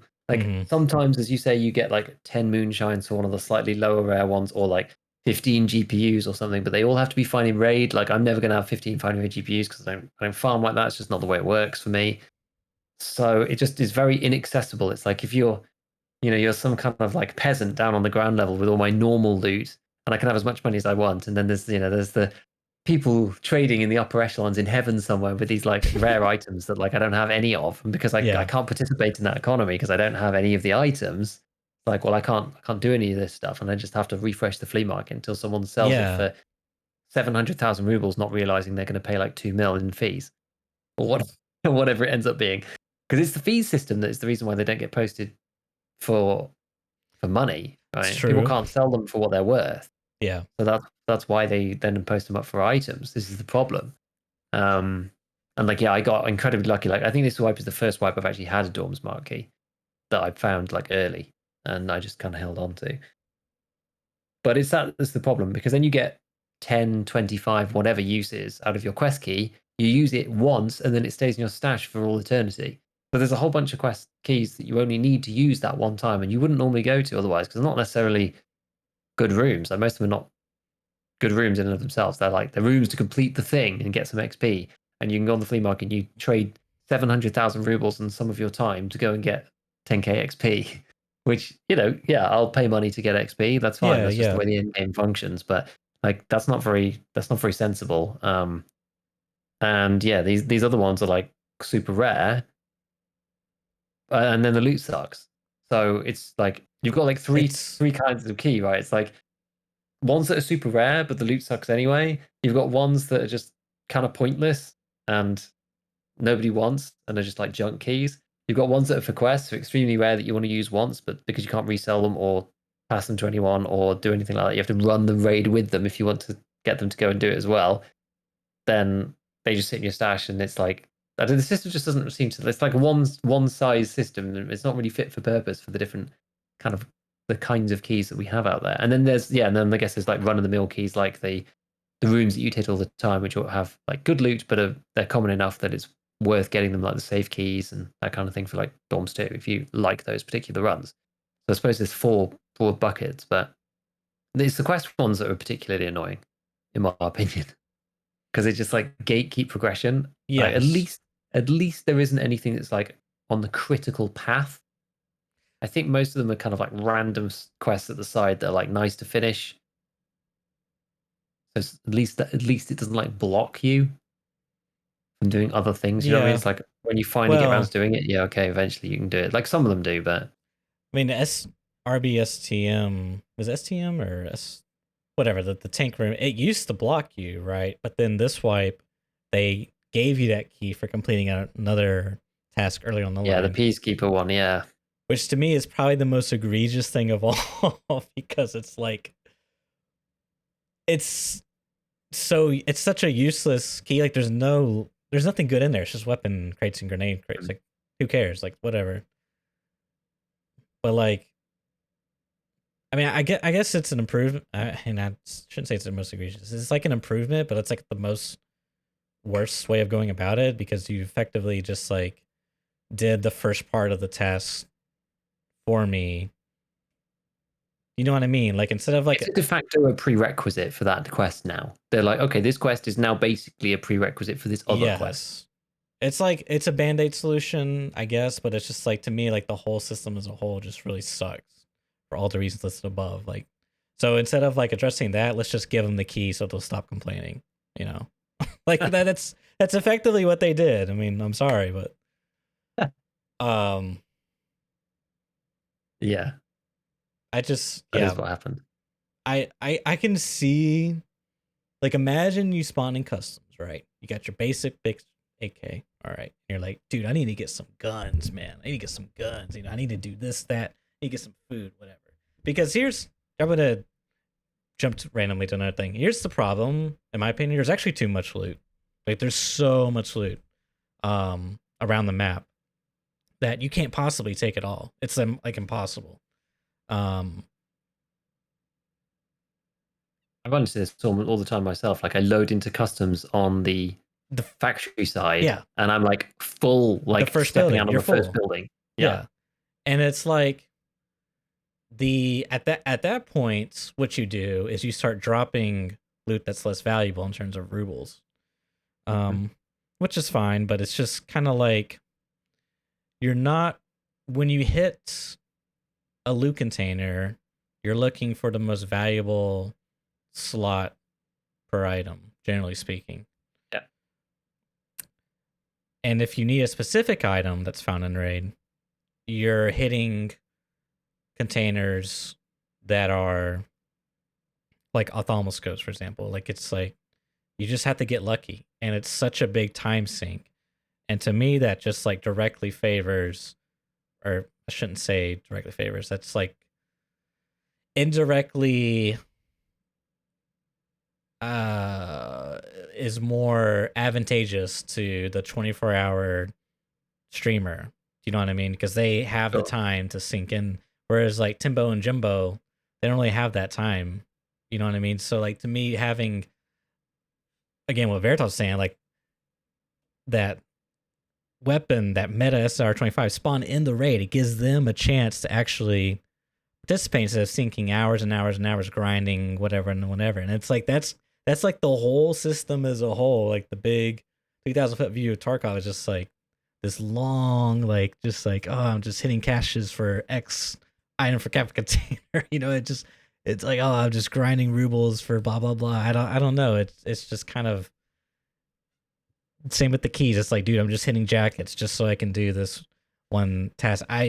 That's where like I would almost say, yeah, I think it's a really hard sell, but having that guaranteed spawn, like there's a guaranteed mark room key on the map. Only one person can find it, dude. And it only has one use, and you can open up the mark room with it, and there's gonna be something really good in there. I don't, you know, or maybe there's a chance to be something really good in there. I don't know. It's like feels like a more scrappier, equal opportunity than I'm one of the few thousand people that has 10 use mark room key that has 0 loot in there that I'm only doing this so I can do my cap and container. You know, it's just like it's not exciting. It's not very engaging either. It's just like loot plus more rooms to hit more duffels or whatever. It's weird. I just feel like there's a big opportunity there. Yeah. Again, it's like it's very purposeful. You're like, I'm going to go into the raid with this key to do this room because there'll be more loot in there, hopefully, than normal. Whereas if you just stumble upon it in raid and you're like, oh, okay, now maybe my plans have changed. It like feels a bit more dynamic. Mm-hmm. You know, it's like the event's a bit more random. I think this is the thing. We're kind of like we've come back to this a couple of times actually, which is quite interesting about how, because of the way that it's structured, Tarkov's quite prescriptive in some ways. You're like, okay, and like I go to dorms too, and I'm like, I'm hitting this room and this room and this room with the safe keys, and I'm going to do that again and again and again and again. Whereas like if you went in, it's like, okay, well I want to go to the safes there, well I've got to go and hit all the jackets. I don't know which one it's going to be in, but I mean, then there's a different way to do that, right? There's like you then go through all the jackets until you find the ones you want, but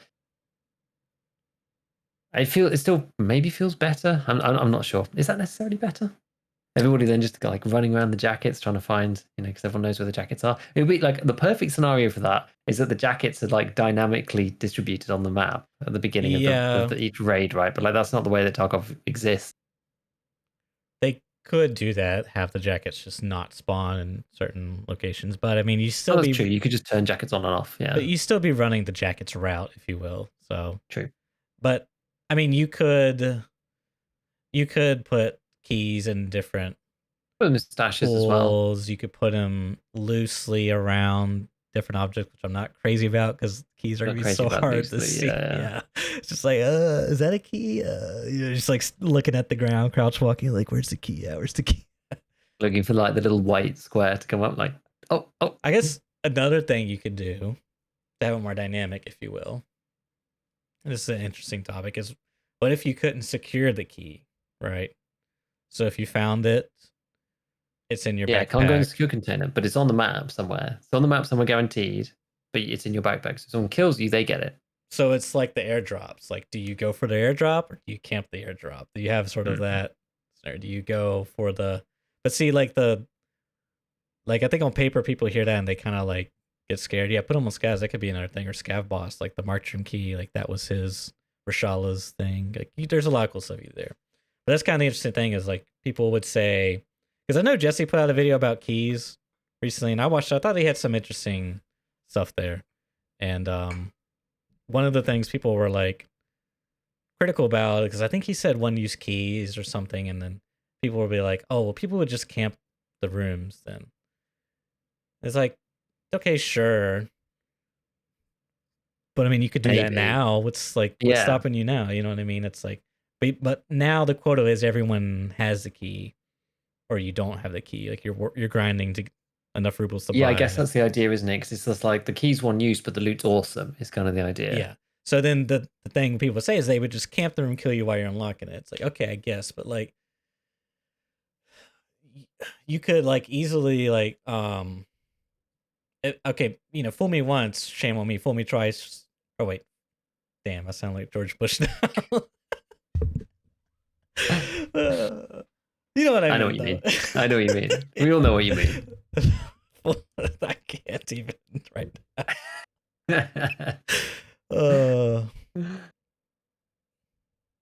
Yeah. I don't know, man. I just tricky. Because like here's the thing, you could loot it and then be like, man, I found the really valuable key. I could push my luck and go loot it right now, or I could just leave and then try like make a purposeful raid to go bring the key in and unlock the room. You know what I mean? So like let's say you were doing marking the tanks on customs, the orange tanks or whatever, BP depot, and you happen to hit a jack and you found a Markroom key. You could be like, man, this thing's one use, I can't secure it. I could push my luck and go over there, right? Or I could just save it for another raid where I'm going to purposely go to marked and do it with my mission, because you found it in the middle of your raid. It's like throwing a wrench into your project. And then that's kind of cool. It gives you that choice, right? Yes. And I feel like I don't think people would camp rooms unless they really need to get in there for a quest. But at the same time, like you could just like, if you could loot the key from them, you could just kill them if you thought that they had the key. You know what I mean? It's just like, I just don't, into dorms. Yeah, I just don't really think it makes all that much sense when you like it. Fine, but I don't think that like, sure, some people might opt to camp a room, but I don't think it's going to be an entire lobby, everyone's like rushing to camp the room. Like I just don't, that doesn't make any sense, right? Someone's got to loot the jackets, to find the keys. So I don't know. Unless there's like 10 million rubles worth of stuff in there every single time, then like, yeah. right. It's the only way. It's the only way if they like overcooked it way too high. But otherwise, it's just like, it's not going to be a thing people do because it's just someone's not going to find that key every time either, because people aren't going to go through every single jacket, and someone's going to take it and then not want to use it in that raid and take it Right. out with them, so maybe no one goes. You know, that's the thing, and only one person can find it per raid. So I don't. I'm kind of a fan of it, honestly. That kind of idea, because as you say now, like the durability that they have at the moment doesn't really do anything. doesn't really do The only anything. key that it really affects is Dorms Marked. Really the only one, and that's because people are running it over and over to get cap items, and it's Yeah. only 10. Yeah. But I mean, like, it's like, but that's like the irony of all. It's like it's not even like worth anything in the current Mm-hmm. Tarkov status. Like, you don't get anything super valuable, like an It's ammo like very case. specific, like rare spawn of something for an end game quest that also doesn't matter. You're right. It's just like there's no Like a like status real thing. Yeah, there's no crazy. actual game value for it. It's just like Yeah. kudos. Like, dude, I was watching an Aqua FPS video. I think actually Marauders does a good job about this because they have like locked rooms as well. At least I Okay. think. But I know they have a safe, right? And it's just or a vault. It's this giant vault, and you have to loot or somehow get a hold of a torch. And it takes up a weapon Mm. slot and it has like fuel, like ammo, it functions like ammo. And you torch the freaking like locks off the vaults and the vault door swings open. And there's like all this like good loot, like, you know, these like weapons and these rare guns and stuff. It looks really cool and exciting. It's like, man, I want something like that. Like, dude, back in the day, I mean, I'm not gonna say it wasn't busted. It was kind of busted. You could get like items cases and freaking Mm. weapon cases. That was back before the weight system, dude. And that Yeah, and was like wallets and case like sick cases with like labs keys in them and stuff. Like it yeah. was off the charts, crazy. Which I mean that like feeds into it even more. Like you get like you have the March room key that's infinite that opens up that has a sick case that has a labs key in it that's infinite. So you just like what's infinity times infinity? Like Inception, keys yeah. inception. But I don't know, man. It's just like something to and that's like what would be like the most simplest because you could go like this big complex route and like I was even thinking like breaching or like lock picking like would be like another really cool thing you could add into it, like, you know, say the goal is to make keys fun and exciting. Like right now we'd say like they're exciting, like when you find a rare key it's like kind of exciting, you know, because that means you can finally do that one quest that you've been trying to do the whole wipe, but they're not really fun, you know, because you just hit jackets. So like how could you make them more interactive? Like, oh, it's like guaranteed to spawn here, everyone's got to fight over it, and then they got to fight over the loot inside the room. Oh, it's fuck, what was I gonna say? I can't remember. Anyways. But yeah, like between spawning in jackets, stashes, scavs, and maybe the Oh, scavs haven't spawned yet, like whatever, I just you know, you remembered. might find it at some point. Like they don't always have to spawn immediately. You might have to like stay in the raid a bit longer, you know, like fight some more scavs and try and find the key. Kind of Lockpicking. incentivize people to stay a bit longer. Oh, lockpicking, yeah. That's the other fun part. Like let's say you don't want to hit jackets, fine. Sit there and hold E and play some lockpicking minigame. I don't know whatever they want to do there, but Yeah. or hold F rather, but like you could bring in the multi-tool and, you know, make like different doors could have different tiers. Dude, there's so much they could do. You could take like tier 1 doors, you need the multi-tool. Tier 2, and maybe your multi-tool breaks after you, but it makes all this noise, like you're like stuck in animation, you gotta like cancel like the CMS kit. Like you could do so much cool stuff, right? Tier 2, you need like You watch the guy like painstakingly put away like each thing into the while you're getting shot at. Like, no, dude, get the gun out. No. he You're like, pulls, he just like it's like a multi-tool that's got like 5 bazillion different things on it. it's like a big Swiss Army knife kind of thing, and he's like pulling each one out, and then finally gets the right one, and he had like putting it all back. Oh my god! No, but then you could do for like tier 2 doors. You need like explosives. Like you take the TP, maybe it's a hideout craft. You know, TP 2000 explosives, thermite, and I don't know, duct tape, keck tape, or something, and then it blows up the door, blows it open, you know, like plays a breach animation. You know, maybe you could breach some doors. Maybe you could take the Tagilla hammer and use that to break down the door. You know, there's There's so many Like the like GLs, something like that. Oh yeah, dude, that'd be crazy. I mean, you could just like maybe you could shoot down the doors. They could have like an HP. I mean, this would like probably like all right, let me save it for the real. All right. No HP bar reject that's been recanted. Instead, we're gonna have a visual HP bar. You know, the door will take damage to let you indicate its HP when it's like when you can see through most of the door, and it's like at 50%, and finally it opens, swings open, whatever. You know, there's a lot you could do there where it's not just like my only option is to loot jackets or camp the doors. Like you could do a lot of stuff to make it way more interactive, but that's like the very far deep thing. Trying to figure out what would be like a very simple system that would make it more interesting. But yeah, I think the one use on the map is like pretty cool. it is. I think it's just a tough sell because basic gear container. That's like the biggest figure, I think. Maybe, yeah. Because I understand you're more likely to run into those things then, I guess. But yeah. You're just more likely to run into those keys then, rather than I just hate that's refreshing the thing, right? on the flea. Just like F5ing on the flea for 10 minutes is like the worst type of gameplay of all time. Honestly, oh my god, it's the worst ever. Oh, so bad. It's so bad. I don't know. I didn't really think about this. Like a dorms key, like what happens when my dorms key runs out and I haven't found the thing? Like I have to go and do this stupid barter. I actually kind of forgot that barter existed until you mentioned it, which is kind of good, I suppose. I guess I could get another one. Like what can you get a dorms mark key for? A yellow, okay, a yellow labs card. But the thing is, they have to be fine in raids. You can trade it to another player. Yellow, green, like, dude. Can you craft yellow?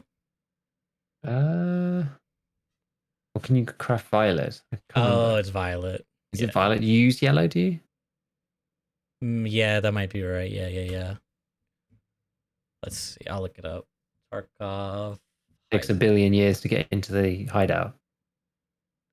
Did you ever do like preload hideout? Yeah, it's yellow and normal goes to violet. Doesn't seem to make any difference to me. I don't know whether it makes any difference to you. Like preload hideout, I still click on hideout after a raid, and it's just like, yeah, same. Thinking about it. Yeah, so okay, you can't make yellow. Mm-hmm. Yeah, it's interesting though. Yeah, because it's the Jaeger one. I forgot about this barter completely, honestly. Yeah. You try to get all 3 keys, use them down to 1 use, and then trade it in for maximum value. RBVO, which I haven't even seen. But it's really not worth it because, like, dude, the best thing I got out of them was an ammo box. Yeah. Like, no one cares about the ammo you get from them because you can buy it from traders when you're at that point in the game. Like, it just doesn't. It's just a no, dude. It sucks. For sure. Yeah, it could be done. Could be done better. Definitely. Anyways, that's my rant. Glad I got that on my system. Feels good, man. Good. We've been meaning to talk about it for ages. Yeah. We talked about it before, but I just like God. I don't think we did it justice. Every time the wipe happens, dude, it's just like, I don't know. It all comes up again, you know, and it's just like, yeah. It is just like, honestly, this is just why the whole thing sucks. Like I just looked up RBPKPM, which is like one of the ingredients for the Dorms Mark key. What do people want? They want the freaking Dorms Mark key, right? That's what I was talking about. Yeah, it's like yeah. Like okay, it's like unless you have a rival's armband, and that's like the other part too. It's like you've already lost the found array status, so you can't trade it. So it's like I don't know. You have to basically decide: do you want to keep the valuable key that you just found and use that, or do you want to trade the valuable key for another valuable key? Yeah, you know what I mean. It's like it's kind of weird, I guess. Yeah, it's very strange. You can actually trade one for a violet card. I wonder. That's kind of weird actually, because like violet's like worth more, quote unquote, but like because you can make it. There's kind of that weird thing there where why would somebody want that? Because you can make it yourself. I guess because maybe they have 2 of these and they think they can get one that's cheaper than doing like 3 yellows or whatever. I don't know. Anyway, yes, it's annoying. But those are the best sparters to do, ones you can craft. Because you can, even if they want like 15 military flash drives or whatever, if you craft them all in time before it gets bought up, I mean, it's like I happen to have 10 or so moonshines just sitting in my stash. So I was like, okay, yeah, Yeah, I can get the PKPM key or whatever it's called. But funny old system. Funny old system. I think I'm done with it though. I don't think I have any more key quests to do. I did them all. I just like sat there and refreshed and bought all of them and just did them all. I was like, Jesus. whatever, we'll just do them all. I ended up writing it in like a little notepad. So because I kept going through the list of quests and being like, oh yeah, I need a key for this. And then I'd look on the fleet and it wouldn't be there. I'd be like, oh okay. And then I'd like move on. And then every other day I'd be like, right, what other quests have I got to do? Oh, I need a key for this. Oh, it's not there. Okay. And like I was like, fine. I'm actually gonna write it down. I'm gonna go and like systematically check for this. So let's like go in, refresh, like doing other stuff, refresh, and then finally, oh yeah, here we go. There's like two's here. There's like one for 700k and one for 400k, and I'll buy that one. Okay, I'll go to the next one. I ended up getting. There was one for therapists. I think it was one of like the meds rooms on reserve or something that for some reason wasn't up there. Yeah. And then there was the commander's radar station room, and then mechanics like other room. I mean, I spent like a huge amount of rubles, but whatever. That's why I like my ruble count is just always something. There's always something that's want eating away at my rubles until literally now. I think this is like the first time that I've been over 10 mil this wipe. It's pretty funny actually because I've just been focusing so much on progression. But it's interesting because like I don't have that many quests left really. Like the late gamey ones, as I think I said last time. But now that I've finished Tarkov Shooter 8 and like cleaned up another couple ones, I finished the flashbang one on factory finally. I finally got around to like that was another one where I'm just like, oh, I've seen the flashbang thing. Oh, well, I'm not going to do it with Zarya's. I'm going to do it with the flashbang rounds in the KS. But that means I need to go to the hideout. Oh, I'm already crafting something. And then by the time it's finished, I've forgotten. And I'm on like crafting the next thing. So again, I like wrote it down purposefully, right? Craft the flashbang rounds. Went and crafted it. Actually had a hilarious time. The first one was just found a Timmy, flashed him. He was like shooting his pistol. And then I just swept his legs out with the chaos. Felt a bit sad for him, but okay, next one. I started in Gate 0 on factory, ran through the door on the right, down into the tunnel area, like straight across, like straight through. You know where blinking red light is, like super close to it. Two dudes just in there. I was like, oh my goodness. Like, flash, kill the first guy, like run through. But they were both just kind of like, like looking around like this. And I was like, oh my God. And I ran back in, but my gun didn't reload and I didn't notice. And the other guy, like, he was just kind of like stumbling about, and I was like, "Oh, hello, sorry, I killed your friend." And we ended up like making friends, and he like looted his friend's stuff, and I was like, "I just needed to kill," and he was like, "Yeah, we're really new, we weren't really sure what was going on." I just like beast in with like a fate, like I had like a Gen 4 assault on, like face visor, just like flash his friend and like chaos his legs out, and they're both just like, "What's happening?" And like the guy takes his friend's like MP5, and I was like, I unlocked the back door so he could like get out because I was like, oh, you can either go like, do you need to do something? Or he's like, no, not really. Like I said, oh, you can come with me to office if you need to do whatever. We can loot some stuff, or you can just leave. He's like, I think I'll just leave, please. I was like, okay. So I just like took him to the back door and just like let him out through there. But oh, it was I felt quite sorry for them actually. You bully. He's just like just like roll down the ramp like 4 seconds into the raid and just like blast this dude's legs out with Shrap 10, The Timmy experience is brutal, especially when you load into factory. My God. Yeah. So, ends up being kind of wholesome at least, and the guy got his friend's stuff out. And I gave him my bag. I was less like I didn't even bring anything big. I just brought like an MBSS just in case I got like a lion or something in the safe, so I could just like put it in there. But I was like, oh, you probably can't take all his stuff out with the sling. So like, you have my bag and take his stuff. Have a good one. Oh, it's funny. But yeah, there's not like this. I've got like insomnia and long line and annoying stuff like that to do, but Yeah. shootable in heaven. But like most of the other routine stuff is like kind of a lot of it's kind of done. A lot of it's kind of done. It's not a great deal. Like I have to find a raven for Ragman, but like therapist, I don't have anything Kappa related for therapist to do. I have nothing for skier to do. Yeah. Pepple's insomnia, test drive, and capturing outposts. Peacekeepers, the guide and counteraction. Mechanics just shooterborn. It's like the list is really getting quite small. And then I've got to do loads of bosses. Like bosses, I'm just trying to finding bosses is impossible. Like the spawn rate's just so low. Like it's crazy. I still haven't killed Tagilla this wipe. I haven't seen him. I play quite a lot of Factory, but I just haven't seen the guy. I haven't seen him. I think I've killed him once early in the wipe with Flechette when I didn't have the quest. But it was only one time. Like I've really not seen him at all. I've still got to do him. I've still got to kill Killer. Got to kill the Vishala bodyguards. Got to kill Sturman. Got to kill Sanitar. Like it's nuts. I'm not seeing these guys.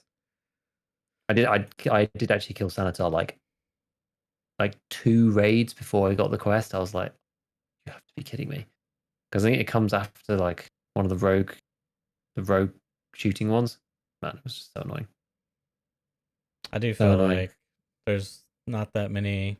I'm on Lone Line 2, and I mean, we played late, or I used to play really like early morning, like peak degen hours, and wasn't a lot of PMCs on the mall, but or on the map in general. But I don't know. Yeah, that's probably more a product of peak time in the US than player count or whatever.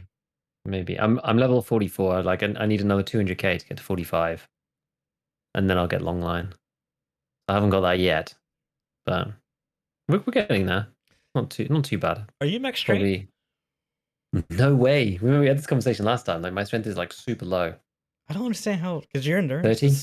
What's your endurance? My endurance is 22, and my strength is 30. Yeah. Well, I mean, so you're more of an even split. So that's kind of. Yeah, but I don't walk as much. Remember, we looked at this last time. Like, I think you'd walked like 30% more than me. Yeah. Kilometers traveled, you were like over 1,000, and I'm still at like 750 now. Yeah.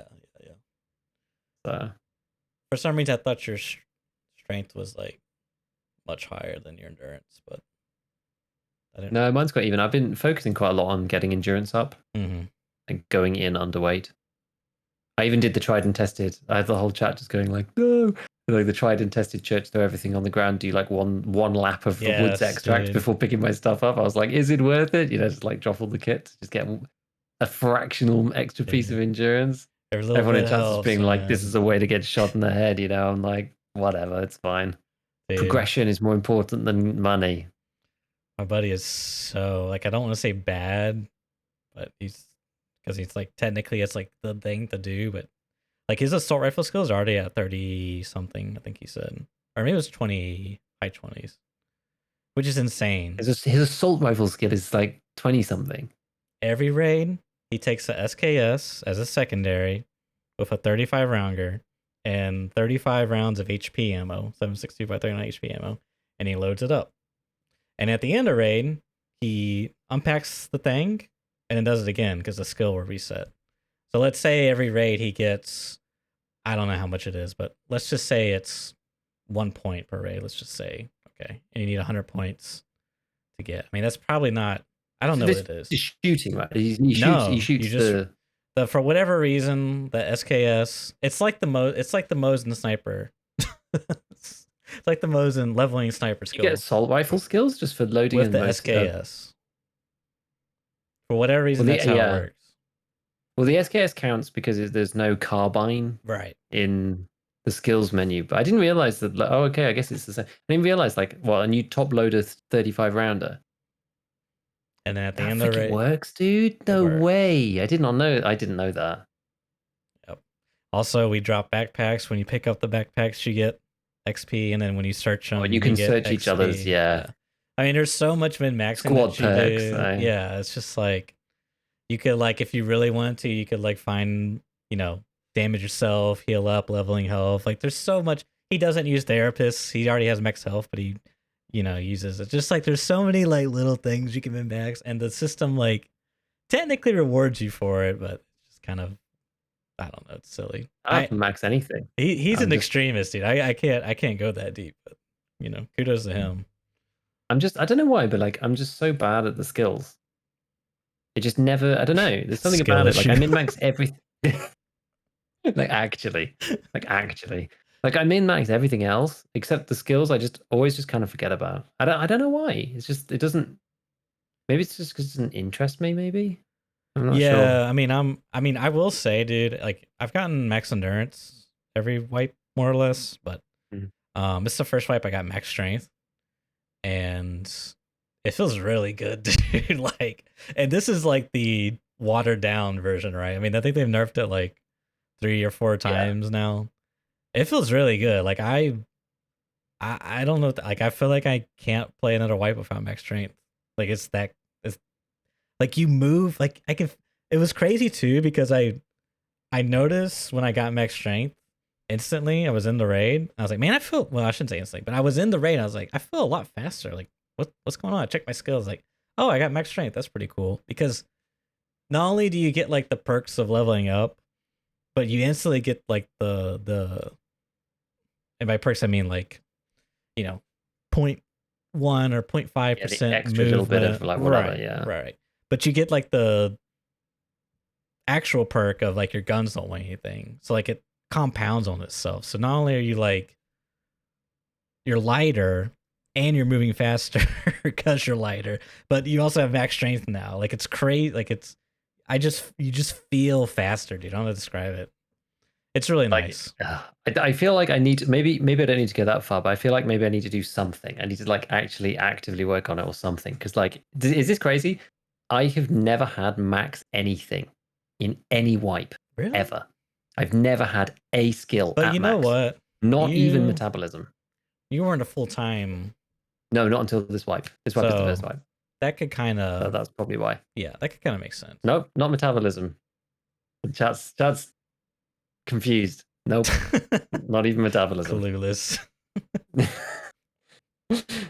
I know, crazy, eh? Crazy.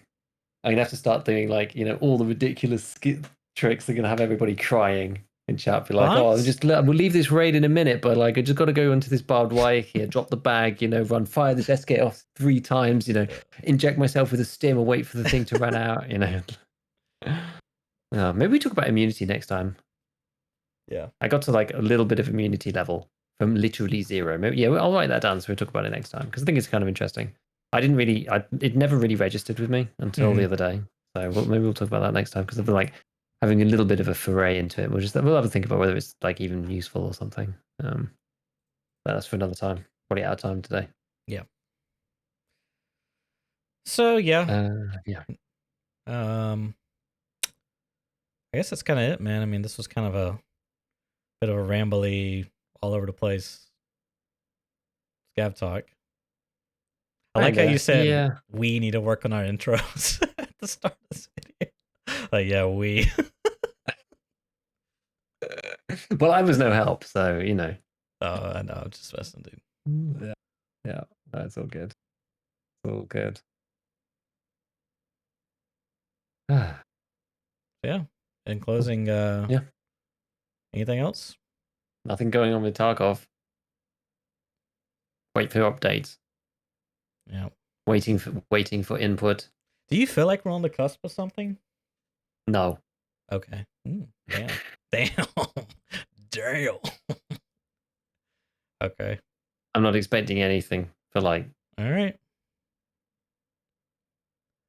A month. All right. Damn. Guess we'll see. Guess I'll be downloading that beta here soon for Modern Warfare 2. It's looking pretty good right now.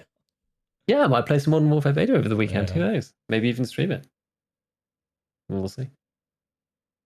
All right. Well, thanks everyone for tuning in as always. Appreciate the support.